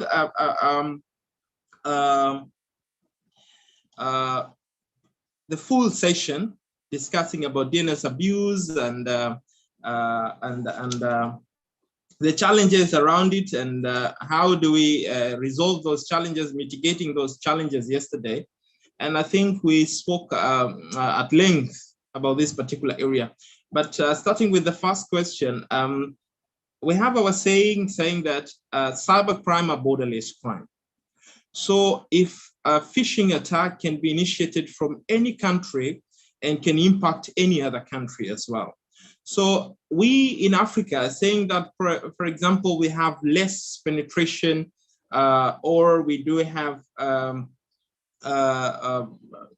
less number of people that are utilizing internet, does not make us immune when it comes to these DNS abuses or any other cybercrime as well.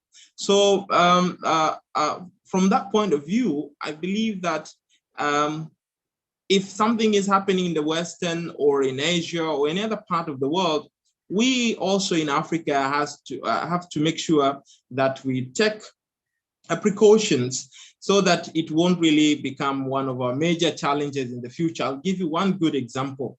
The other time there was what we call ATM jackpotting.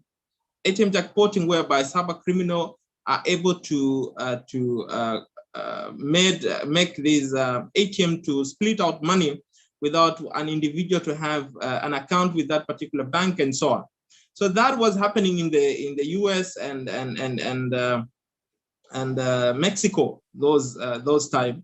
And I remember I was interviewed with several medias in Tanzania, and I spoke about it. And many people thought that it will not be able to happen in our African countries, because that is something that we cannot imagine that it can happen in our African country. And unfortunately, the same incident happened in Kenya, affecting one of the bank that probably I shouldn't mention the name of it. And around 3 million were taken out by cyber criminals using the same technique. And I get back and tell my colleagues and people in our working group, saying that anything that happened in another country or another continent, it doesn't mean that it will not come to our doorstep and cause the same damage to our African continent. So we always have to be very careful. We always have to be on guard, especially learning from others. When something is happening from others, we need to get ourselves prepared. But also, the story of DNS abuse being high or not high in Africa, the truth is we have a lot of challenges related to DNS abuse. We have a lot of phishing attacks happening in our countries. We have a lot of spams. We have a lot of those, I remember we call them Yahoo boys or Yahoo guys, the name that we normally, the nickname that have been given by those scammer or phishing, people that spread phishing attacks in our places. And they normally say, I'm from Burkina Faso, from this, my father, my brother died with cancer, I have this problem, then we can work together, and then later on they collect your data and then cause troubles to your account or your impersonate you and so on and so on. So all those kind of phishing attacks, spams, we have those farming and all those things that I mentioned in DNS abuse, as all those 5 pillars are happening in Africa in a very high way as well. So basically we in Africa, we don't have to think like maybe because of low penetration, our internet penetration, we don't have these particular challenges. Indeed, we have these particular challenges and they're troubling many countries. And I have a lot of examples, a lot of cases that have participated in investigations that really, we can really tell that problem is big. But unfortunately, the difference between us and Western is that we normally don't give out statistics. We normally don't talk much about these things, maybe because of many reasons, maybe lack of awareness, lack of knowledge of these particular challenges, or any other reason. Or some of them, they have reason that they want to protect reputation of the organization, so they don't talk much about these things in Africa. But in the Western, we hear a lot because they talk. They give us statistics. They keep telling us what is happening. If Facebook is down today, you will hear the news. Yesterday, I was following the story of Spa. Some of their stores were end up shut down because of cyber attacks, and they come out and say that we have challenges related to cyber attacks, and then our stores we end up shutting down some of our stores. So they give out statistics, they talk about these things because they understand and they want to come up with solutions so that they can have a solution to their challenges. But we in Africa, we don't really talk much about these things. And that's why you can hear people thinking like, for example, we don't have these challenges, or maybe this is not one of the things that really affects our institutions, our organizations in Africa. And it's a Western things, but the truth is it's not a Western things. Dr. Wodo Singaga and everyone else who is listening, that this is our problem, this is a global challenge, and it's really affecting many countries across the globe, all countries across the globe. Thank you, Yusuf. Now there's somebody is asking in the chat if somebody would like to participate in this ICANN subcommittees like this one that deals with DNS abuse. Is it possible? How can they do it? Is somebody who's not maybe a member of the BC or ICANN, or somebody who's just a member of AfICTA. Is it possible for them to bring their input or their way in onto whatever is happening in that subcommittee? Yeah, of course, because these things we involve. Yesterday even we spoke about these things. It's all about collaboration. We collaborate with different stakeholders, with everyone that can have a contribution to make sure that we understand what is he knows or she knows challenges, and probably have any constructive ideas and knowledge that probably will aid us meeting the target. I think everyone can contribute. It's all about collaboration, joining hands from all angles, from people within ICANN, people outside ICANN as well can contribute and come up with constructive ideas that they can help us meet our needed target. Okay, so back to you, Arinola. Maybe you can also tell us about any other subcommittees that are there within either the BC or ICANN that you are working with, and what kind of outputs they are having that can be of interest to us here in Africa and in AfICTA in general, in particular. What other subcommittees are there? What groupings are there within the BC and within ICANN?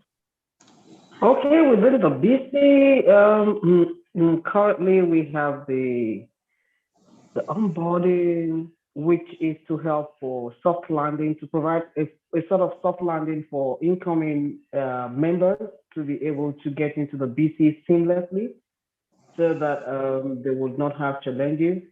Though there would always be the challenges of the acronyms, which you also know. So, but at least we'll provide a familiar environment. Also, I would like to attend to that question that was asked on the chat. The participation, as long as the person is a member of AfICTA, I think AfICTA could also look into,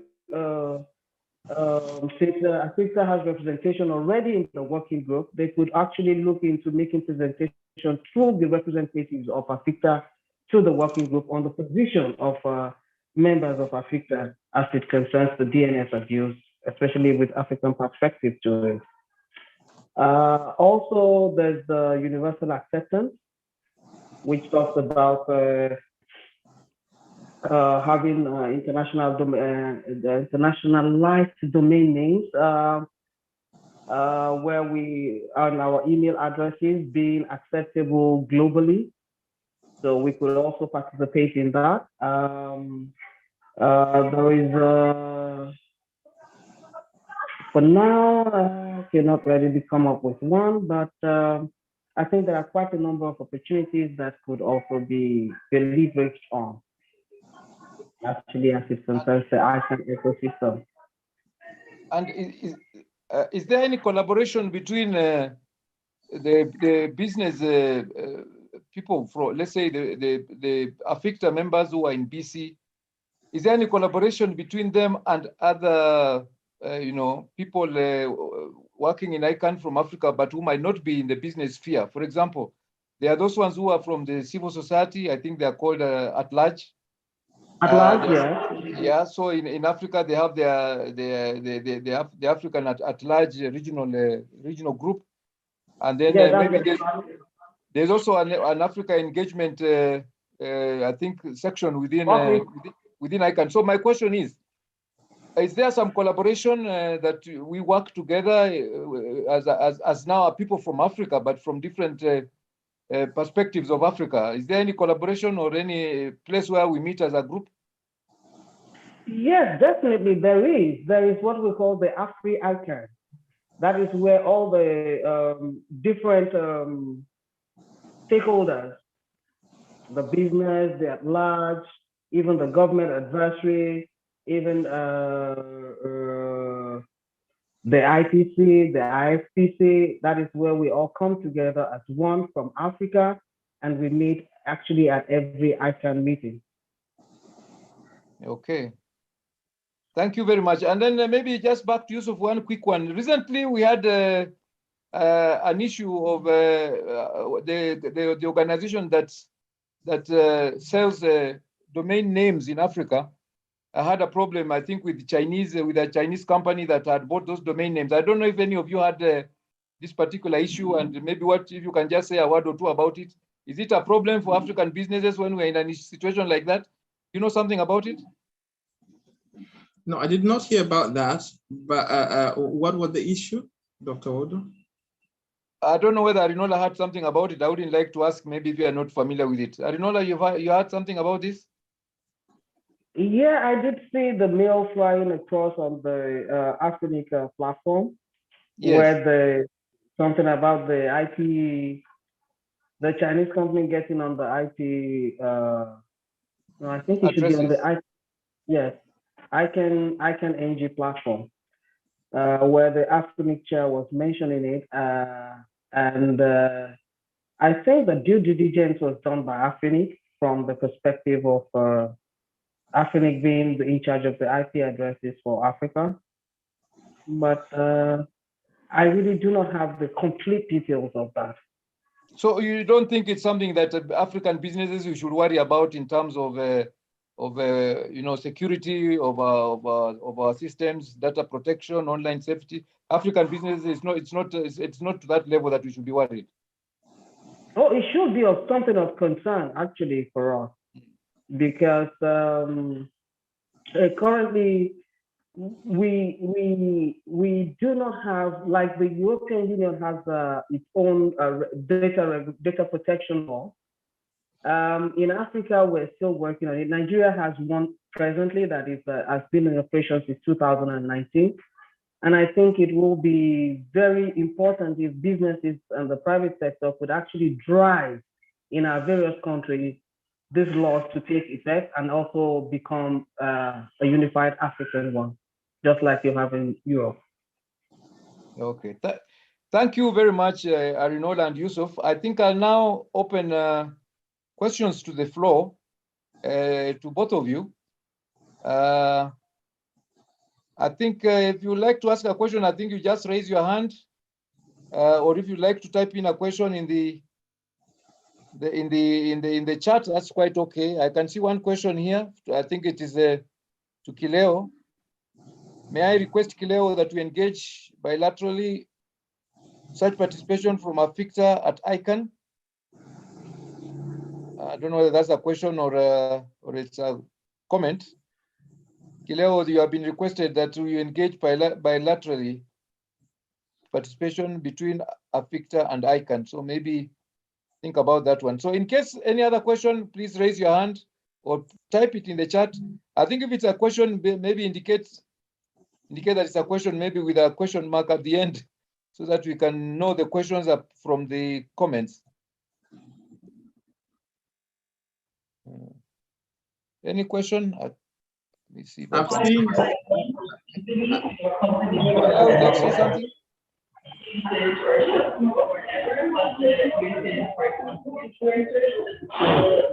Hello. Has arrived. Aditola, you have a question?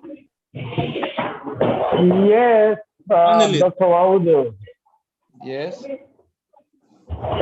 Thank you. I was just trying to get a good location for me to. Okay, I think I'm set now. Yeah. Good to see you, Yusuf. Yes, welcome. Good intervention so far. Thank you. You've been able to tackle most of the discussion around cybersecurity. So, Dr. Waudo, did you say anything specifically? Yeah. What did you ask specifically? Dr. Waudo, do you have any question? Okay, no question. No, you can proceed with your question to the panelists. Tola is one of the. It's not a question to the panelists per se. He just wants to appreciate after we've gone. I see Engineer Ola's intervention.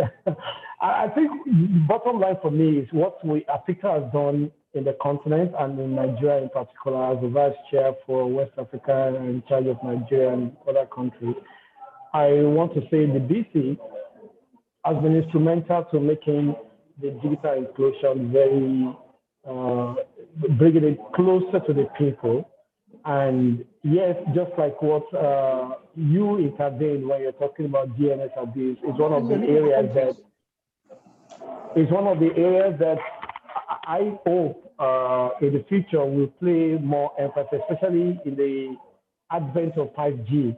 Engineer Ola has her DigiSphere works with the youth, and I think that area of capacity building, it will assist most people to understand what the DNS abuse as it relates to cybersecurity and digital inclusion vis-a-vis the 5G deployment that we are expecting in a couple of years. Beyond that, I think I'm okay with our intervention so far. Thank you so much for the good moderation, Dr. Aldo. Thank you, Tola. Thank you. So, any other questions for our panelists, for Yusuf Arinola? And by the way, Adetola is also one of the participants, key participants from AfICTA that participates in the BC and in ICANN in general. So I think thank you very much for being one of the people that is really bringing the ICANN perspective to the BC. Thank you. Adetola. Yeah. Any more questions? Any more questions for the two panelists? You've got a hand by Segun Olukbide. Okay, I can't see the hands properly here, so you can always alert me, please, Chair. So Gun, please go ahead. Hello, sir, my chairman. Good afternoon from Nigeria. Can you hear Chairman me? of the session of AfICTA. Okay, welcome. The chairman of the session and the chairman of AfICTA. All my chairmen. Oh, two chairmen. I salute welcome. you, sirs. Yeah, thank you. Welcome. Now, I have a question and a comment.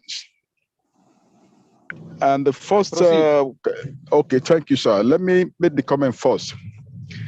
I've always been hearing about the issue that has to do with statistics.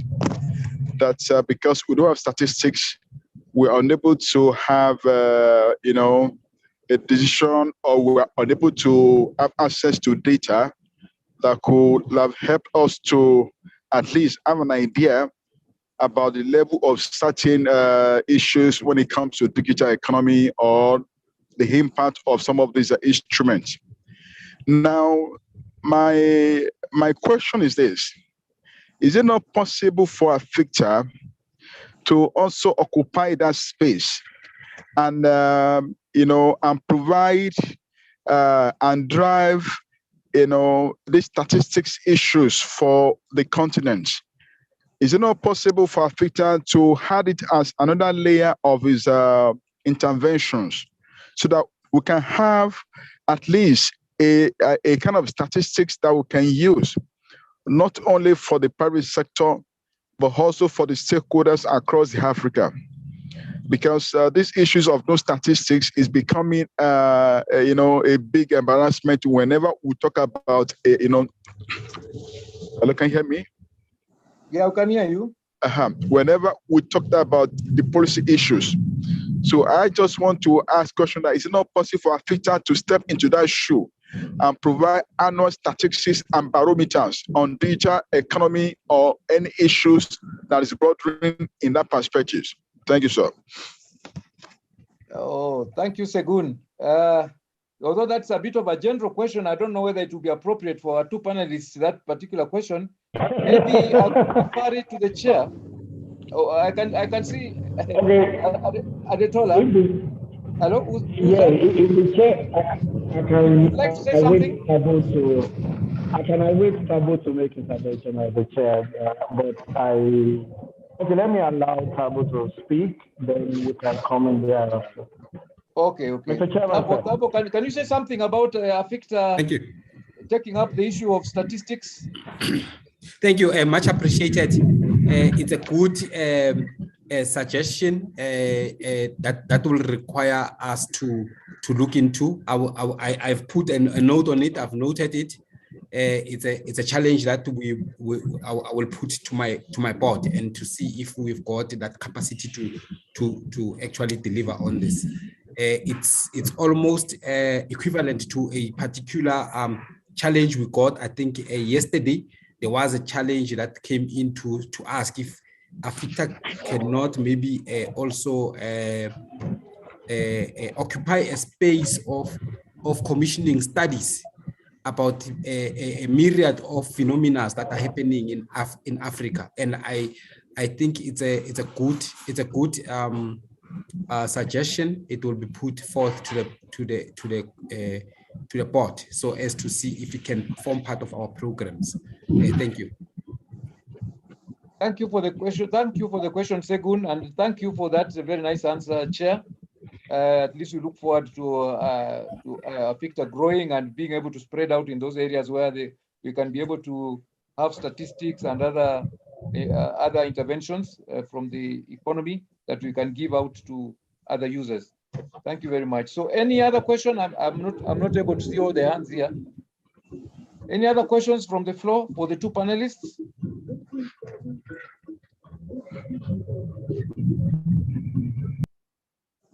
Hello. Secretariat, can you tell me if there are any other hands up or any questions on the chat? Yeah, I just wanted maybe Dr. Wado to put forth maybe a question just to simplify with regards to the process for SMMEs and other business owners who might be in this call, if for some reason they are not necessarily part of AfICTA, for them to understand what is that process of partaking in the activities of ICANN BC. If we can just maybe simplify it for them and say this is the steps in which you need to take for you to partake. Can we maybe just simplify it for them? Thank you. Thank you, Chair. Can we come back to you, Arinola, to tell us how can the small organizations, SMEs from Africa, how can they participate in ICANN BC? What is the process for them to become members? Arinola, just run over it quickly for us, please. Okay, I'll be able to do that. First and foremost is to visit the ICANN BC website, which is at icannbc.org. icannbc.org. There you will see, and then you can click on the Join Us button. There you will find a checklist. Sorry, after joining, you'll find what? Join Us, you will find a checklist to see if your company, if the SME qualifies to be part of the BC. The moment you are cleared by the checklist, then you go ahead and fill up the form. It's an online application process. Your form once you submit, it will go through the credentials committee, who will then assess you. But a major criteria will be that you should have an online presence. You must have a website, because you are meant to be a business user of the internet. So as soon as the assessment is done and your application is reviewed by the credentials committee and it is approved, the invoicing secretariat will send you your bill. You pay, and then you become a member of the BC. Thank you, Arinola. Thank you. That's quite nice. That's quite straightforward. Thanks for giving us that way of that process of becoming a member. There's another question in the chat. I think it was. Let me just have a look. No, thank you. We have the process also in the chat to become a BC member. So thank you very much. Thank you, Dr. Wado, and thanks, Arinola, for the answer. Just a follow-up, are there any cost implications? Arinola, can you run over the costs, please? Yes, there are cost implications for becoming a member of the BC. There are 3 different categories of membership. You have the tier 1, that's the category 1, which is for big businesses and then some associations. you have, that is about $1,000, but with the 70% discount, it comes to about $300. And you have the category 2, it's basically for association. That is $500 per annum, and then you get the 70% discount. So that means that the association will be, being from developing countries, you will be paying about $150. And then you have the category 3, which is the for small and medium enterprise. That's for companies who have micro businesses actually, who have fewer than 10 employees, or an annual revenue less than $500,000 US, and which is $200 normally, but with the 70% discount, courtesy of that comes to about $60 per annum. This discounted fee was worked on or was proposed by Dr. Jameson Olufuye when he was the Vice Chair, Finance and Operations for the BC. So, and that is why we enjoy it today. So we're grateful to him for that. Now, these different membership categories, do they have different benefits within the BC?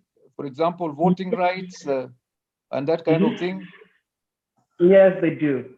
The category 1 enjoys, which is for the macro business enterprises, have more than 10 employees, and their annual revenue also is a minimum of $500,000 US. They enjoy 3 votes for every membership that is in that category. For the category 2, which is basically for associations, they enjoy 2 votes.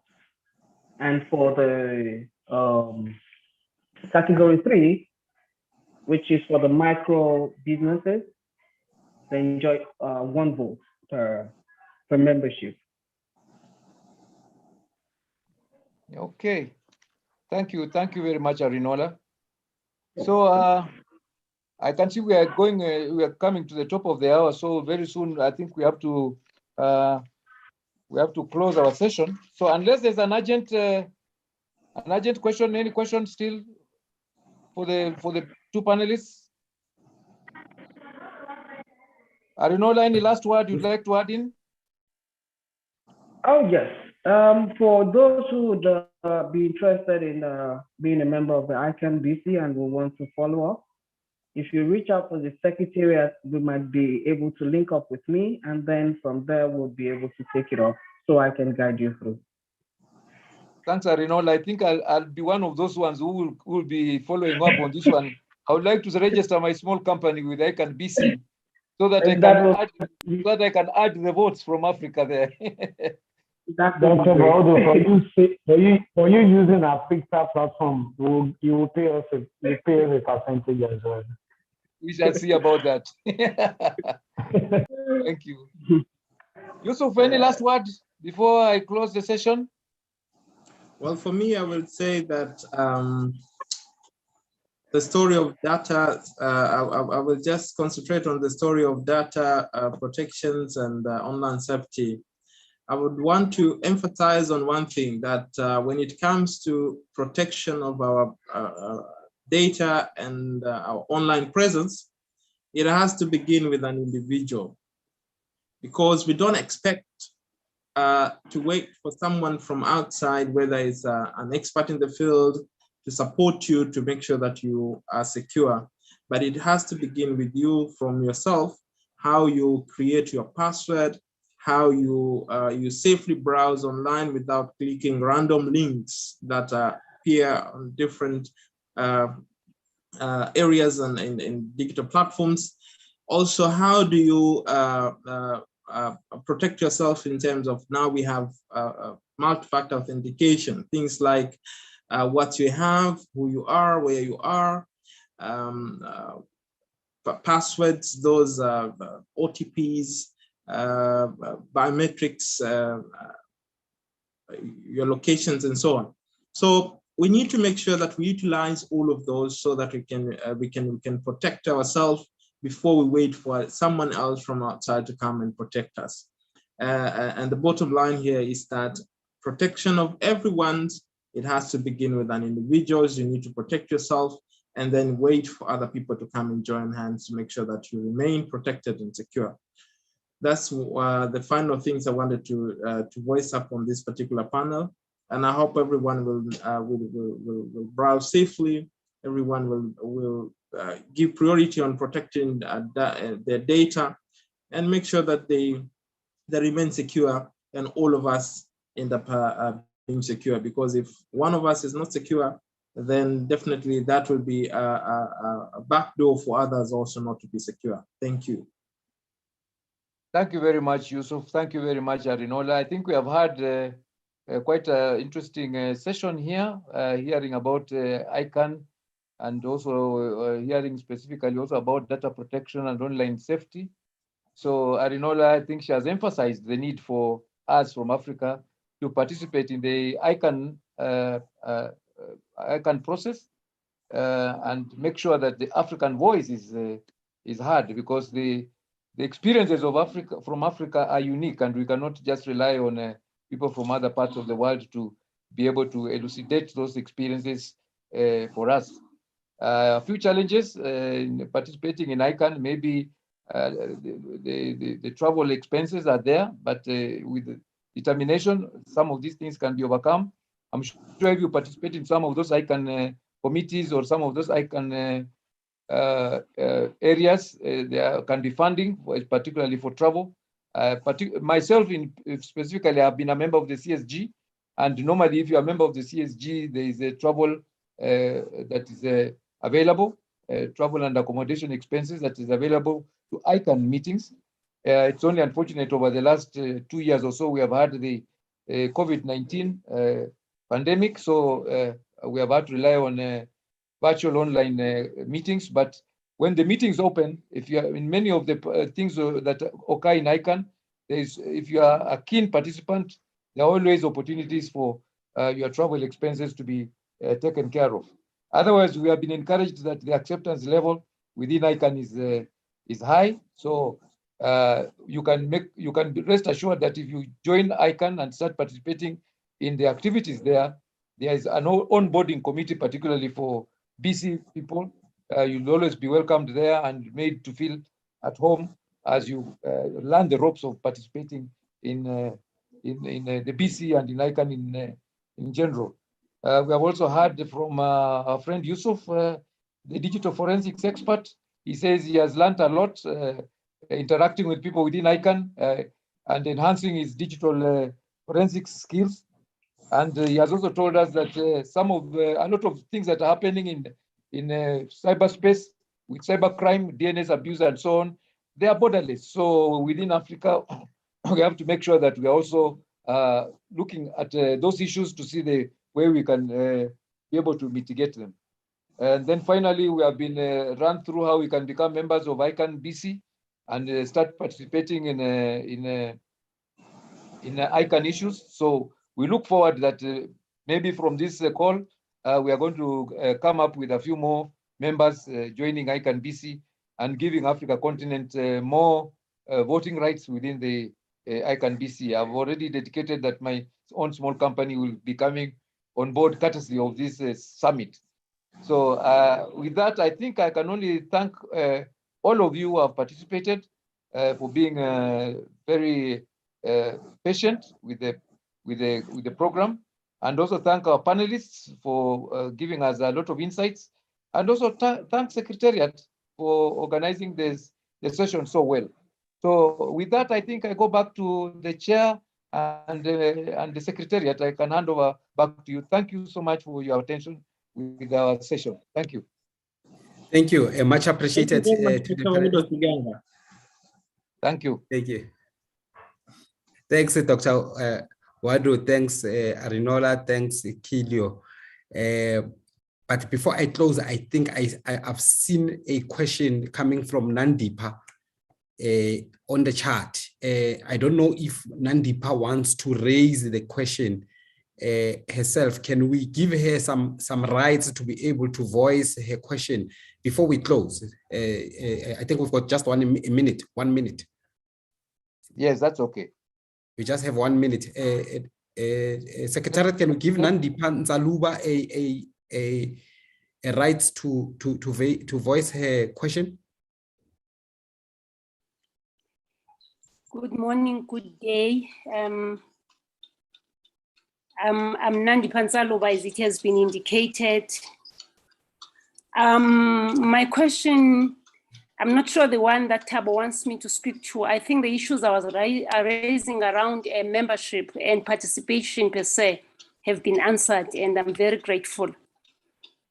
And like our facilitator has said, we want the voice of Africa and the expertise to define a number of things. But the critical one, maybe because of the military space that I've managed to be in for quite some time, the issue, Kilio, of databases and infrastructure. And I'm quite aware that we are dealing with the virtual space. But the issue of who owns that infrastructure, whether it's a private cloud or a public cloud, as a function of dealing with security features, as a function of manipulation of that information. And I will take a simple one, the one of the space that we are in now. Someone owns the data that we are dealing with now. I'm talking about owning as in owning, not the person who is collaterally benefiting, who happen to be the user. Now, how do we deal with this challenge? Because your data is not necessarily yours, because the infrastructure you are using is coming from somewhere, and this somewhere is configured in a way that there are features that you will not know that will release your information without you knowing. How do we deal with those issues? Because they deal then with your territorial integrity, deals with your data as a state, your data as a person, your data as an entity. And it then transcends to the role of ICANN in terms of a number of infringements that can take place because of us not defining the real issue around ownership as a function of data in the virtual space. I think that is for you, Yusuf.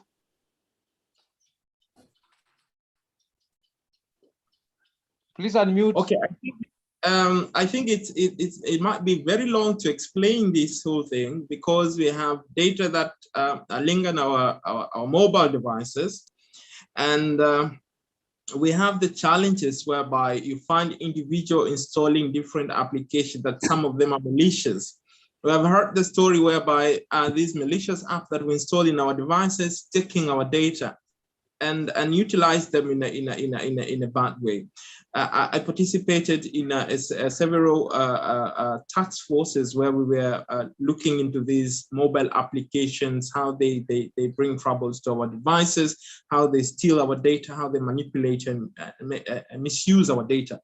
So there, if you want to resolve that problem, we do encourage people to know their applications, to make sure that they protect their devices, to make sure that the data that they give out on this particular application, let's say you're utilizing application X, and it want to access your location, want to access your photo, want to access your files, then you need to be careful with those kind of permission that you provide to this particular application, because later on they may misuse those data, and because you already give them permission, it will become difficult for us even to take action. I have several examples I could share with you, but in the interest of time, I think I will skip them. But we have those challenges. That's why you need to know your application. You need to make sure that you protect yourself, and those kind of things need to be well done to your devices. But also when it comes to things like Zoom, for example, that she spoke about, we do have mechanism that we put so that we can protect our meetings, we can protect our data that flows from one point to another to make sure at least they are secured. And of course, those people where for example, the infrastructure that we're using, then that's when it comes the story of GDPR in the European Union. We have the Data Protection Act, data protection laws, for example, in Kenya, it has been passed. In Tanzania, it's in progress. And many other countries as well have passed in African continent, and of course, the world at large. So that's when now we look at how we can protect this data. In case of these data, for example, you realize someone has misused them, or someone get to utilize them without your consent or something like that, then the law will be there to protect your data. So we have those three angles, as I've mentioned. Our own mobile devices. To summarize, you need to know your applications that you're utilizing in your mobile devices. You need to know the permission you're giving to these device applications that you're engaging with. What are they taking? For example, today when you get to Zoom meeting, you will hear they will alert you that this meeting will be recorded. This meeting is going this way. This is what is happening. And of course, that one, if you don't want your data to be there, then they give you option to allow it or not to allow, or proceed or not to proceed. So they give us all these alerts, but unfortunately, some of us, we don't really look into it, and we end up finding our data in the wrong hands without us being aware that our data are in wrong hands. So we have a role to play, and of course, the critical, those people also, we have our role to play, and also those people holding those infrastructure, we normally bind them through this Data Protection Act or data protection laws and so on that we have in different countries. Thank you. Thank you. So back to you, Chair. Thank you. Much appreciated, Yusuf Kilo, for that. I don't know if Nandipa's hand is the old hand, or she wants to have a follow-up question with regards to that. Nandipa, are you covered? Thabo, I wanted to work with Yusuf in terms of the matter that probably concerns me because it's my area of research. The issue, Yusuf, of drone technology. Work with me there, because you've related to the issues and the challenges we have. But let's take drone technology, because we're talking about here a connected society. Drone technology and how then your data gets taken. Let's take law enforcement, which is the area I'm focusing on. You're going to have drone technology being used, and it's used for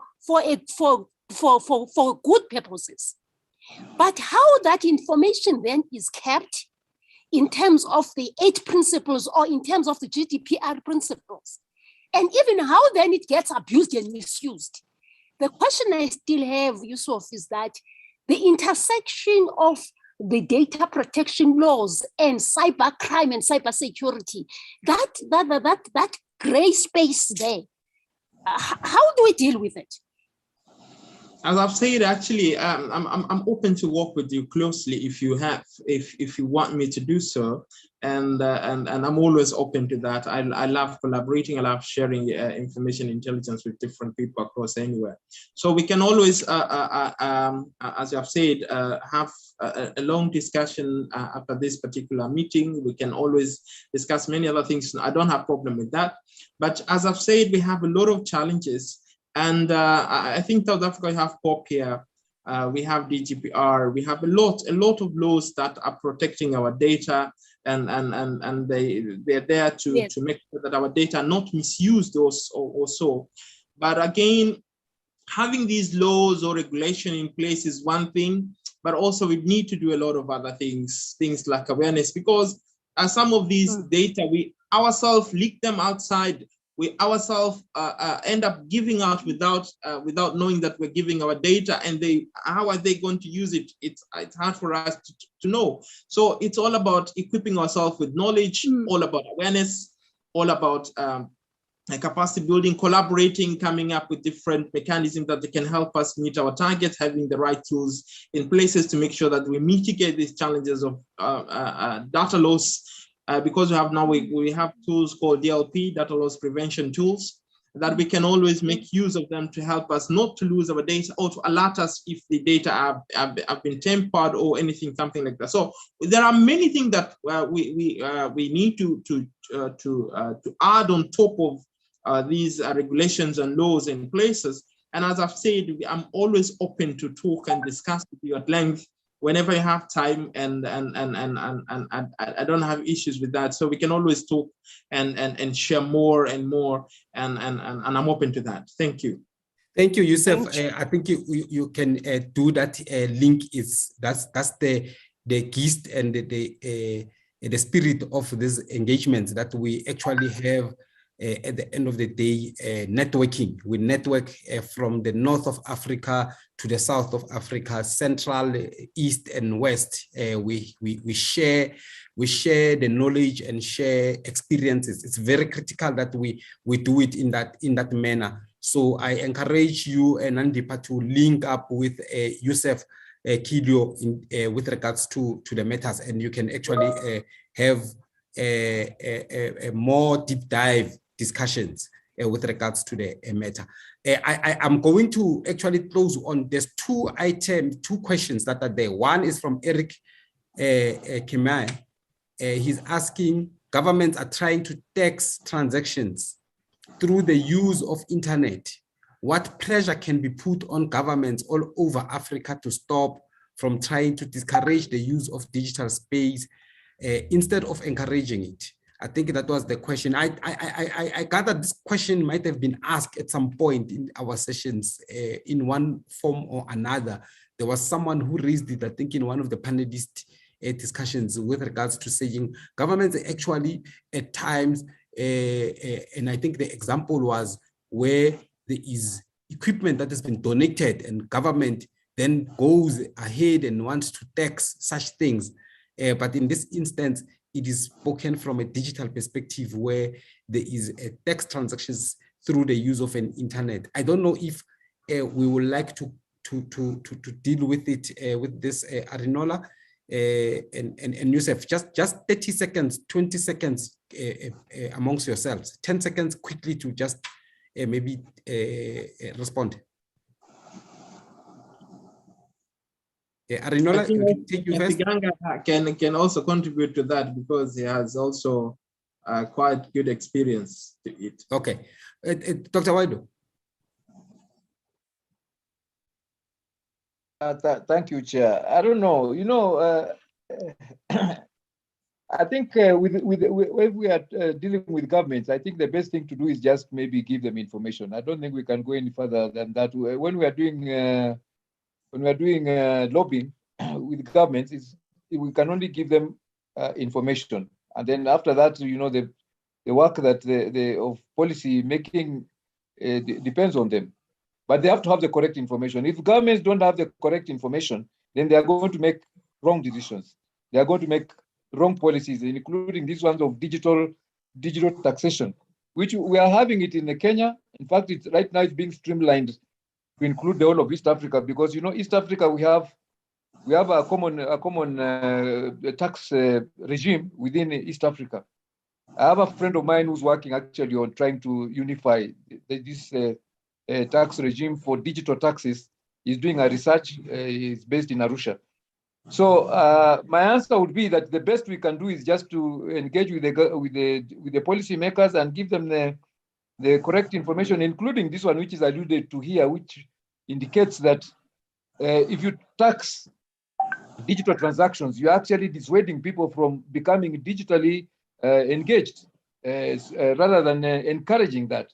And that can go a long way in also making Africa to fall behind compared to other countries in the use of the technology. So my answer would be just use the information, give the policymakers the correct information. Those of you who have been around, I think, for a long time will remember that in the very early days when technology was coming, there was always something to draw it back to the policymakers. In fact, even something as simple as computers, when they first came, a lot of policymakers had been misadvised that these gadgets were going to bring unemployment, so they should be discouraged. So a lot of governments actually set up very high taxes on technology like computers and so on and so forth. When the mobile phones came again, there was a lot of discouragement about their usage because it was not understood how they can help in meeting economic goals. So all these things that are being done by policymakers, the policymakers are not usually very well informed. It is for us as IT professionals, as people who have better information, to inform the policymakers at governmental level so that the decisions that they are making, the policies that they are making, are driven by information, by the correct information. So that would be my answer. Thank you. Thank you. Much appreciated, Dr. Waudo. Much appreciated for that. I will close it at that with regards to the question. I saw the hand of Oluwasien Oluboyo. Are you covered? I see your hand is down now. Are you covered? Mr. Oluboyo, are you covered?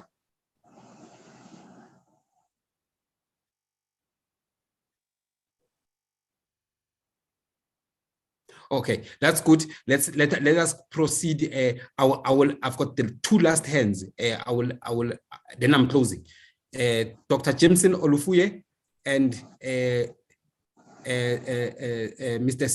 Segun Olugbiye. So, okay, Dr. Jameson, go ahead. Okay, thank you, Chair. Just very briefly, we need to note that there is nothing we can really do about it because we know live virtually is the same live, physically. So whatever applies physically applies online. So if you pay taxes physically, eventually you pay taxes online on products. It's already, happening around the world, even in the US, and it differs from state to state. So if you are making online purchases, of course, applicable tax in that region based on your IP addressing will apply. So it is something we need to prepare for. Government need money at all times to build infrastructure, to maintain it as well, and it's very expensive. So, but at first, there should be no taxing until we really have sufficient people online. So once we have sufficient people online, then government will definitely look at how to also get more funding to sustain the infrastructure. Infrastructure has been declared as critical infrastructure. They have to be sustained, and maintained, and so on and so forth. Thank you. Thank you, Doctor. Much appreciated for that input. Mr. Olubile? Can we enable Mr. Olubile to be able to flight his question? He's got his hand up. Yeah, you can unmute Mr. Olubile.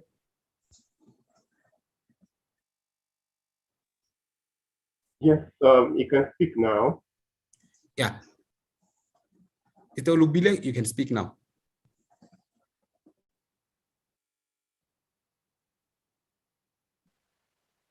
Go ahead, you're unmuted, you can speak.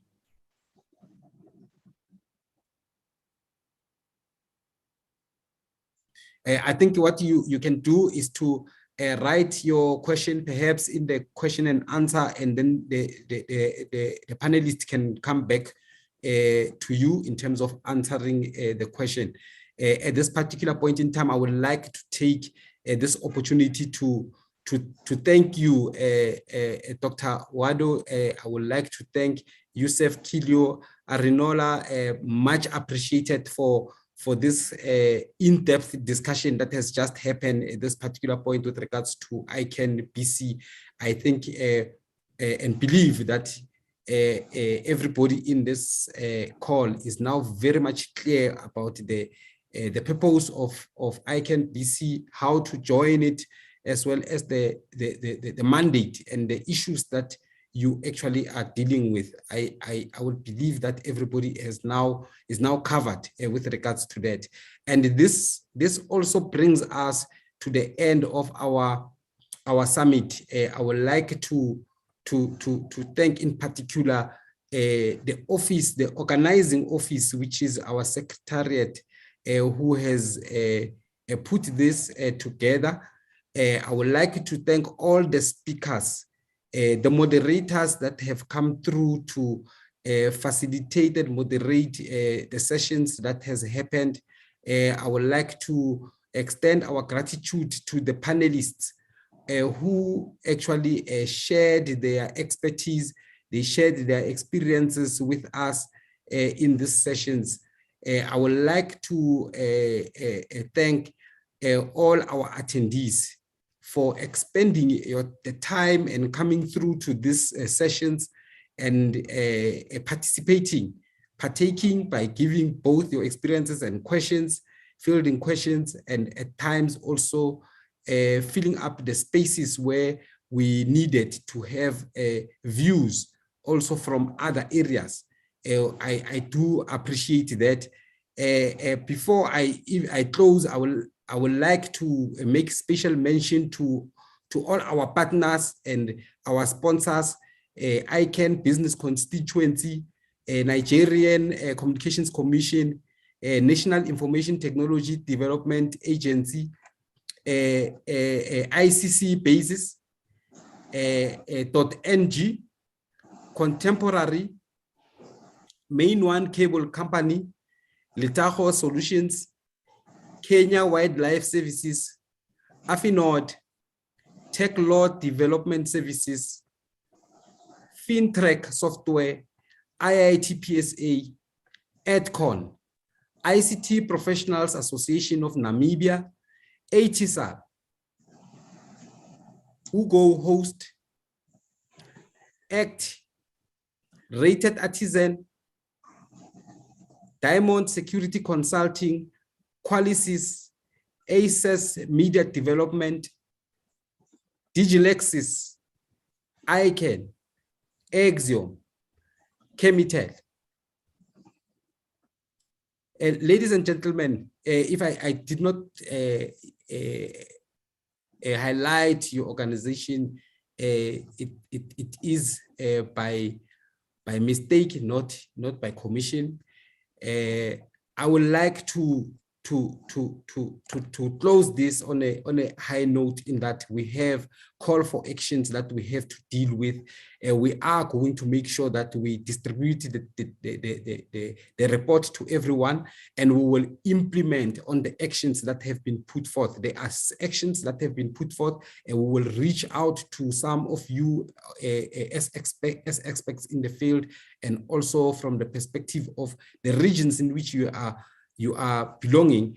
You could be in a best position to also share from those areas on the strategies for us to be able to make sure that the actions that have come out of the summit, we move forward from the doing. I think that at the core of our summit has been two messages. One message is about capacity building and training, making people to be aware, whether it comes from the digital skills themselves and to cybersecurity. That is one aspect that has come through. This other one has been us as Africa being creators rather than consumers.